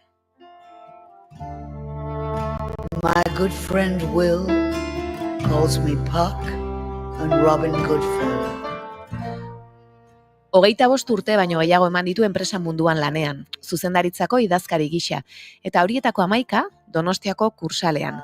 Agian, bertan kulturarekin izandako harremanak bizitzan erabakiak hartzera eraman zuen. Izan ere, bere bizitzan erabateko aldaketa ekarri zuen erabakia hartu zuen, 50 urte baino gehiago zituela. Mundu hori utzi, eta barruko har eta pasioari leku eginez, antzerkiari. Horri buruz galdetzeko aukera izango dugu gero, jakina, eta ziur beste pertsona askoren inspirazio ere izango dela.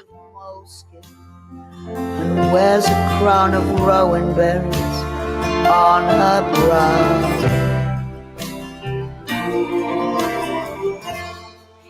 Interpretazioaren inguruan ikastaro andana egin du. Hemen, estatu mailan, naiz nazioartean.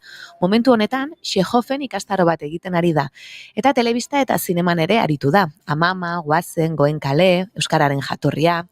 Azken 3 urteak batez ere antzerkian murgiluta pasa ditu. Eta orain ere, halaxe dabil. Alde batetik, berak idatzitako mikroantzerki lanekin aritzen da. Baita beste hainbatek idatzitakoetan aktore ere, Enbasadas eta Correr la Lilaton con Palmas y a lo loco. Edota Aitor Navarrok idatzita zuzendu duen Funambulistak antzezlan luzearekin. Hau Beasainen estrenatu zuten 2024ko urrian, eta orain gutxi Donostiako Lugaritz aretoan egon dira. Bere 3 antzerki txiki elkartuta, bere lehen antzerki luzea ere osatu eta Beasainen estrenatu zuen.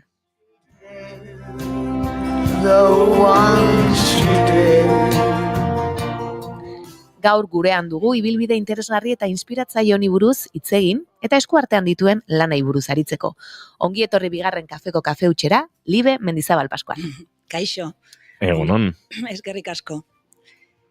Izu, lehenengo galdera goiurik egingo dizu.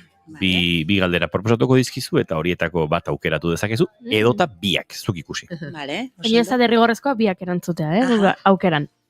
Ea lehenengoa, agian pixkat iluna, baina gustatzen zaigu egitea, dela nola irudikatzen duzun, nola gustatuko litzaizuken zuri izatea, zure hileta, zure funerala. Hori lehenengo galdera, eta bigarrena, orain etorriko balitz, zinema zuzendari bat, eta esango balizu. Zure bizitzari buruzko pelikula bat egingo dugu.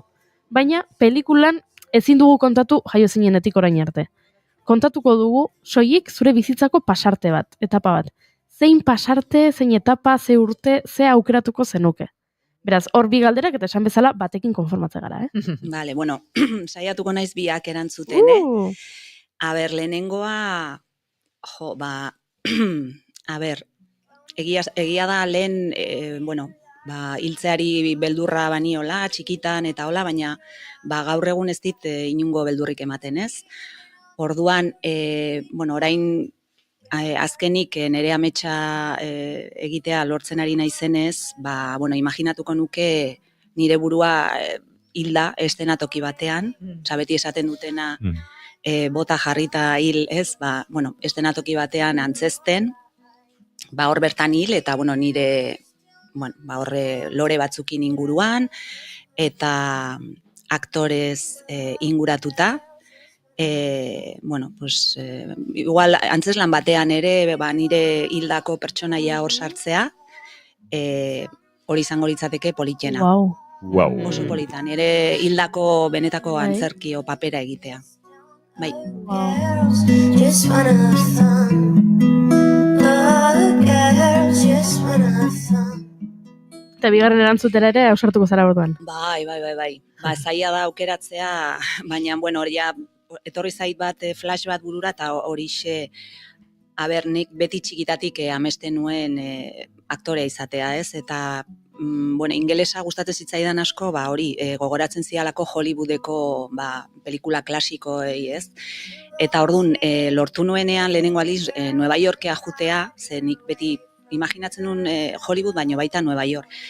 Junginen New Yorkera etxe trukaketa bat egin genuen, hango bikote batekin, eta karo, ni jakinunean hautza jumar ginela, naizta nire familia, nahi ez izan, nik esan nun, han egonda ikastaro zerbait egin behar dut, eta orduan lagun batek esan zian nora joan, eta Broadway idatzi nun, eta Broadwayeko irakasle batek onartu zian bere klasetan, aste hartan, eta orduan joan nintzen egun bat zan pixka teknika interpretatiboak, eta bestea zan kamaran grabatzea. Orduan, niretzat izan zan, ezin dut, emozionatu iten naiz. Nueva Yorken egotea Broadwayen, hango gainea zan ja gizon heldu bat, nahiko urte zituen, Bob McAndrew, eta han onartu ninduten, ni sartu nintzenan, karo, ingeles ez zien klaseak, eta jendea hor sartu eta irten iten zan, inork ez izun galdetzen nundi zento zen, edo orduan sartu nintzenan, eta bereitako bat, orduan eretzat, han egotea, izan zan, ja astea pentsatzen, igual, zene ingelesa asko gustatzen zait, igual egunen batean, torri naiteke denbora gehiago, ez? Eta orduan eretzat hori izan zan, izugarrizko esperientzia. Wow, ze interesgarria. Zango nuke. Tira, bi galderak erantzun da eskerrak emango dizkiogu, baina entrevistarekin ere hasiko gara. Entrevista hasi da nolabait, egia esan, ez dute entrevistatu guztiek, galdera hauek erantzuterakoan, beti euren gaia nolabait ja galdera hauetan txertatzen, baina esango nuke egin duela gaur Libek hasieratik beraz entrevista abiatuta lekuko oianak hartu. Aipatu duzu, ez da, zure txikitako ametsa hori zela aktori izatea, baina garai hartan oker espanago baitzen nuen ingurukoen babesa handirik izan, edo beste zerbait ikastera baki zenuen, beste bide batetik joan da zure bizitza, baina gero berriz ere ikusi duzu momentu bat eta esan duzu, orain bai, hor ere ez dakit ingurukoen babes handiei jaso duzu, baina zerkera mantzintuen momentu hortan, orain bai da momentua antzerkira bideratzekoa edo pixka bat, konta guzu? Beida, egia da, 50 urte beten itunean, izugarrizko krisi, krisialdi hori eukitzen nun, ez dakit, hamarkada bakoitzean uste dut, iristen zanen, betetzen itunen, hori 20, 30, 40, juten nintzen konturatzen, denbora pasatzen zala, eta ni nire barruan banekien, ez nuela, egin behar nuena ez nuela egiten. Karo, ingurunean, ez dezu esaten, baina bai, alnuenean nola, interpretazio ikastaroak egiten nituen, hor beti, elikatu egiten nintzen, beste aktore batzukin, eta hola. Orduan, 50 urte betetzean, nire familikoek opari bat egin ziaten, eta beraie bazekiten niretzat zein zan opario berena, nire lankideak ere kursalean berdina oparitu zidaten, ikastaro bat, ez? Orduan, kursaletik jo nintzenen ikastaro bat oparitu zidaten nire lankideak, oso majoak, beste zein gauz material baino hori. Eta hor, lehenengo aldiz egin izan nun ingelesez zan gainea, ikastaro bat 4 urtez egin nuen gero, errepikatu egiten nuen, Tania de la Cruzekin, eta zan zinea ingelesez, eta hor hasi nintzen pixka bat esanez, hau da nik nahi duena, oso gaizki pasatzen nun, ez? Karo, mundu horretara inberandu iristea, dauzkazuia zure neuronak gauza asko sartu dizkizute, orduan oso gaizki pasatzen nun. Eta gero ja, 50 urte betetzean, nire familikoek hori bai, nik uste, ikusten zutela, eta nondik ni joan, baina karo, ez zuten entzun nahi, oparitu zidaten ikastaro bat, baita, baina nik aldatu egin nuen. Zan berez Londresea jutea, astapen ikastaro bat egitea interpretaziokoa, eta nik nahi nun zerbait potenteagoa. Orduan, Madrilera etorri zan Los Angeleseko aktore coach bat, Bernard Hiller, eta masterclass bat eman barzun astebete. Orduan, Londreseko diru berdinakin Madridekoa egiten nun, baina nik bildurra asko nuen, banekin oso gogorra zala. Eta oso gaizki eragiten zuela aktorei pasatzea. Eta nik esaten, ni nahon bildurrekin eta baino esan nun terapia etxoke. Eta orduan, ikastaro hortan, momentu batzutan gaizki pasanun, baino izan zan, inglesez esaten da bezala, beak esaten zuen, life changing, niretzat izan zan, izugarrizko astindua eman zidan, bakarri jo nintzen, aktore, Europa guztiko aktoreak tanik izaten nun. Osea, iruzurtiaren sindromea, nukan, Baina gorenean, ez? Zindet ez da, baina egiten una zan, atzean jartzen nintzen, ni ez ateatzeko, ze oso, matxakatzen zitun aktoreak, batzu neharrez da dana. Baina, bueno, hori bai, zati hori nahi ez zitzaidan gustatzen, iruditu zitzaidan un poco flipau, porque, claro, gaina matxakatzen zigun, esaten zuen, espainolak ginela unos vagos, unos no sé qué, los actores, bueno, baina hori, Bea zorionez, etortzen zan pixka bat, baino ikastaro guztia dantza egiten genuen, zan oso potentea, eta ni sentimentuak, emozioak, beste irakasle batzukin, bueno, niretzat izan zan, lo pasak gero, horia konturatu nintzen gauza askotaz, baina, karo, gero bizitza normalera itzuli behar nintzen. Eta han esan ziguten, ez ahaztu hemen bizi izan dezutena, ez ahaztu, zati gero jungo zeate zuen bizitzetara, eta berriz ahaztu ingo ez dute. Ordu niretzat gero, oso zaila izan zen nire bizitza normalera berriz nire seme-alabekin, nire bikoteakin, baino ja hor nire barruan zerbait aldatu zen, eta hortikan ja hasitan egon idazten, eta hor hasi nintzen ja mikroantzerkilanak idazten, egiten, gutxinaka. Eta nola sortzen dituzu adibidez mikroantzerki hoiek? Nola abiatzen duzu testu bat? Ba, beida, niretzat gainea terapia bezala izan da, garai haietan ezin nuela, oraindik ez nuela antzesten, baino idazten hasi nintzela, azkenen nik uste idazle gehienak bai liburu edo gidoi edo beraien bizitzan oinarritzen dira. Osea, beti dago zure bizitzako zerbait, erabiltzen dezu ere hori pixka bat terapia bezala hori ateratzeko, baina, bueno, gero mozorrotu ditezu pixka bat ez ikusteko zuzeala, ez?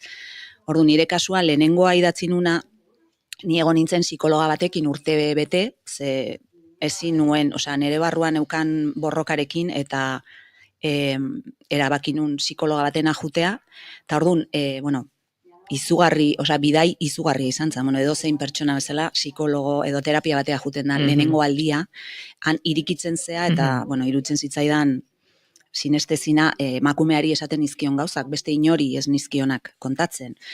Orduan oso gaizki pasanun, iriki nintzen, dena urtebetez, baina bidai hori gero erabat edo bestea idatzi nahi nun. Eta orduan sortu nun ere lehenengo mikroantzerkilana, psikologa eta bere bezero arteko historio bat, ez? Osea, berez ni hor neon, baina gero fikzioa sartzen nion.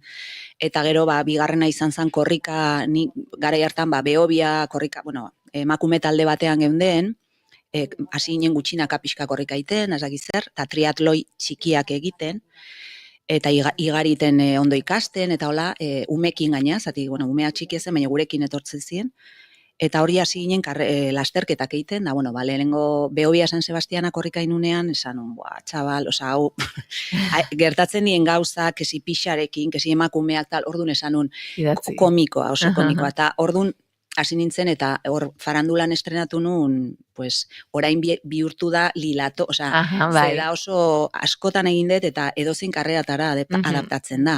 Eta azkenekoa, hortikan gero orain lilatoian egin dut, baita korrika egin dut aurten, aspaldi, osea, 8 urte korrika egin gabe, eta hori sartzen gustatzen zait asko sartzea, kasu honetan emakumearen inguruko aldarrikapenak, 8 inguruan zalako, eta, bueno, sartze ditut, kesi Rubiales, kesi Errejón, kesi, no sé, osea, sartze ditu pin, eta hori da ona ez, antzeslan horiek bizirik daudela, orduan beste aktore batekin egin dut, eta juten gea egokitzen, baina beti dago, nire esperientzitatik oinarrituta. Eta nik aipatu dut lehen, zure 3 mikroantzerkirekin Beasainen oso luze bat, ez? Estrenatzeko aukera izan zenuela, zu Beasainekoa zara, edo, bueno. Hori da, bai. Eta zer izan zen hori?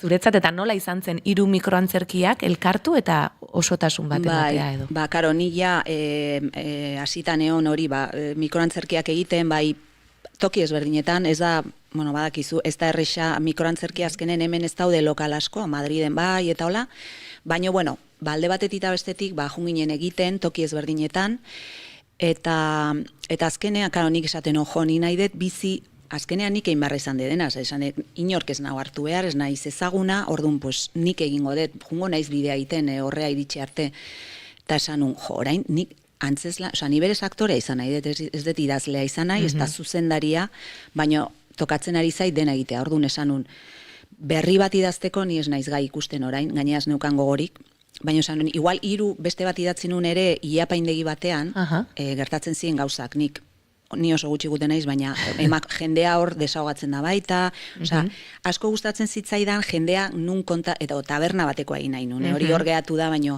tabernatan, osea, zerbitzariak entzun behar dutena, hor gaina jendea mozkortuta, pues hori aitorpen horiek nun egiten diran psikologo batean, tal. Orduan, ilapaindegikoa ere eginda neukan, eta hor ze gertatzen dien trama bat, eta orduan esan, igual 3 tematika bat daukate ez, aitorpen eta sekretuak, horrela deitu nun, orduan egin una 3ekin, hasiera batekin, bukaera batekin, eta beraien artean link bat bilatuz, esan nun, erresagoa da, etzan erresa izan, beste aktore bat bilatu behar nun, eta ja topatu nun, karo, junginen denak egiten, lehenengo motzak, berriz aktore honekin, gaina euskeraz, itzuli beharra izan nun guztia, zenik erderaz nitun denak, farandularako.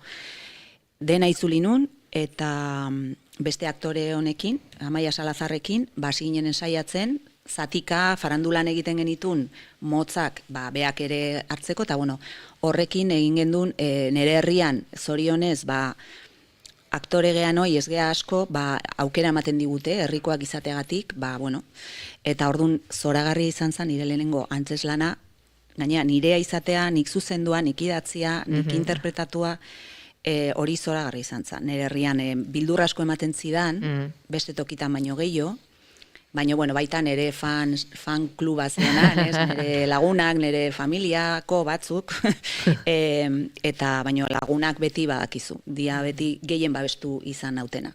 Zalantzari gabe, osako oso polita izan zen. Ze polita. Eta gero aipatu dut duela gutxi ibilizaretera funambulistakekin, eta aukerrezpanago behasainen ere egontzarete. Konta iguzu pixka bat zer den lan hau, kasu honetan familia bat zarete, aukerrezpanago zu ama, eta labetako batek aktore izan nahi du. Orduan ez dakit hor islatua sentitu duzun, igual terapia izan da berriz ere zuretzat. Ezin dezu imaginatu. Eske, egin beharra izan dut,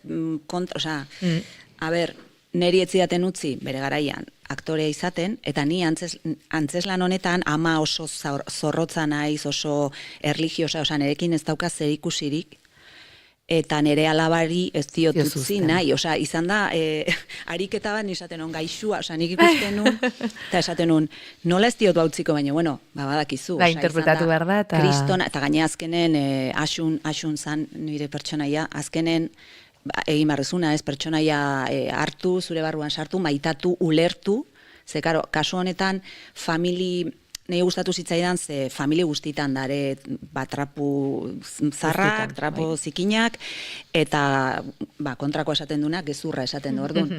Baina, ez dia kanpoa azaltzen askotan, ez, eta orduan, familia honetan, kuriosoa da, ze aita desagertua dago, eta aita, igeltxero bazan, baina gero artista bezala aktore hona zan, eta hasi zan aktore bezala lan egiten, orduan nik, eta jun egin zan, orduan nik bakarrik ezi izan ditut 2 alabak, bat nahiko tradizionala ni bezala, baina beste atea zait aita bezala.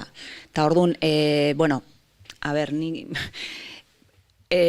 gauzak eren ere bizitzarekin ikusi ditut, ez hori baino beste gauza batzuk, azkenean, seme alabak aita amaen edo dienen antza izateute, orduan, batzutan ez zaizkizu gauza batzu gustatzen, ikusten dezu norbait zure seme alaben eta orduan, hemen gertatzen zen, nire alaba ikusten unen, beti horretaz hitzaiten, aita ikusten unez, eta orduan oso, horre ateatzen dira marroi guztiak, bukatzen dugu, hasiera baten antzeslana behasainen estrenatu gendunen, bukaera polita zeukan.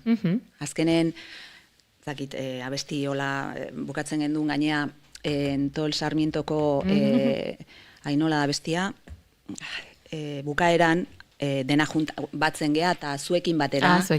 Gainea nire alabetako bat artistana Diana Fernandez abeslaria da, oso ondo abesten du.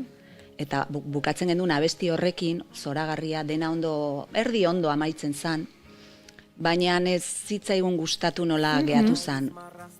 Bidazetorita. Nire alaba antzerkikoa abesti hori abesten. Ze gaina abesten zigun estrofa, nik aukeratu nun gainea, bakoitzari esaten zigun estrofa bat bukaeran, eta azkenekoan nerei esaten didanean, momentuan ez negar egitea, ze ni oso gorra naiz asun, ez ni libre, eta, pixka bat bukaera hori happy end horrekin bukatzen gendun, baina eske bizitza beti ez da horrela, eta ez zitzaigun gustatu aktore batzuk etorri zen ikustea, eta esan ziguten bigarren zatia pixkat erori egiten da. Orduan, orain Donostin egin dugunen, erdia aldatu egin dugu. Begira. Eta lo siento, baina el happy end ja bukatzen dugu bakoitza alde batetik, eta bueno, elkartuko gara berriro ez. Kasu honetan aldenduko gara. Batzutan bizitzan ere hori gertatzen da, bakoitzak bere bidea egin behar du, niri berdina gertatu zait, eta pertsona batzuetaz aldendu egiten zea, denbora batean, baina gero auskalo batzutan berriz juntatzen zea edo ez. Orduan hemen aldaketa honekin antzeslanak pila bat irabazi du, ez da hain polita, baina bueno, badauka ere toke komikoa, batez ere alaba ez artista dana, bestea dala oso happy flower, eta orduan badaude momentu komikoak berarekin zeni naiz, vamos, osea, la pobre más dura, egin naiz horrela, ez libe ere horrela egin behar izan da, baino ez da olakoa. Ez zai gustatzen Zorroztasun hori. Ez nahiago dut orain terapia egin eta gero, ez, gauzak bestera bate hartzea, baino badaude garai oso ilunak eta emakume honek pasatze ditu. Baina oso esperientzia izugarri izan da paper hau egitea, bai. Ze polita. Eta okerrezpanago, tarte txiki, galdera hau, Diana Fernandez esan duzu dela aktorea den zure alaba hori, eta okerrezpanago berarekin beste zerbait ere sortzen ari zara oraintxe. Bai, berak, elkartu zarete bueno, azkenean badakizu, ni orain hasi naiz, eta lehenengo aldiz nire bizitzan hasi naiz, hori dirua irabazten aktore bezala. Niretzat hori da, ezin dizut ez da esplikatu zer dan, zeni idazkari bezala soldata ona neukan, baina behin hori utzita, orain adaptatu behar izan dut aktore bizitzara, diru gutxikin, gainea seme alabak unibertsitatean egon dia, banandu inaiz, izan da una ruina total, baina berdin dit. Eta, bueno, hori, bai, orain beste bat behar dugu, hainbat Txekhovekokin ere, osake proiektu asko ditugu aurrean. Aize ondo, galdetuko dugu hoiei buruz etorkizunean, ezta? Bai. Oso ondo. Gaur kafea moz geratu zaigu, eh? Bai. Libek asko dauka kontatzeko. Txapa, pixka txaposoa naiz. Ez, baina... Igual demoraldia bukatu horretik bigarren kafea batea gonbidatu behar dugu. Bai. Urrengo antzeslan eta hori da. Plazer bat izan da. Eta esan dakoa, hartuko dugu bigarren kafe bat. Bien, guputatu, zor, pixka errizka geratu behar. Mila esker zuei. Zaindu asko. Zurekin batera. Eguerdik amabiak hortxe ditugu eta gurtzeko ordu esan da bezala Oiana Maritorena genbe datorren ostiralera arte, okerezpa naiz? Ni bai eman izango naiz. Ni ez egia da. Claro, agenda pasa dizut eta ja nere bizitza guztia dakizu. Goiuri ezei zarandia, bihar larun bat izango da, etzi igandea, aste urona pasa, baina astelengo izan hemen ikusiko dugu elkar. Amarak eta postean entzuleok, informazioaren txanda orain hemen bigarren kafean. Ez bigarren kafean, ez naiz irratian. Zaindu asko eta aste urona izan, aio!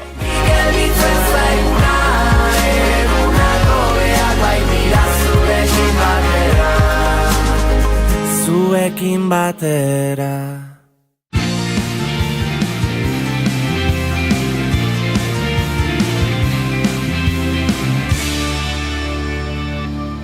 Keep calm and bigarren kafea.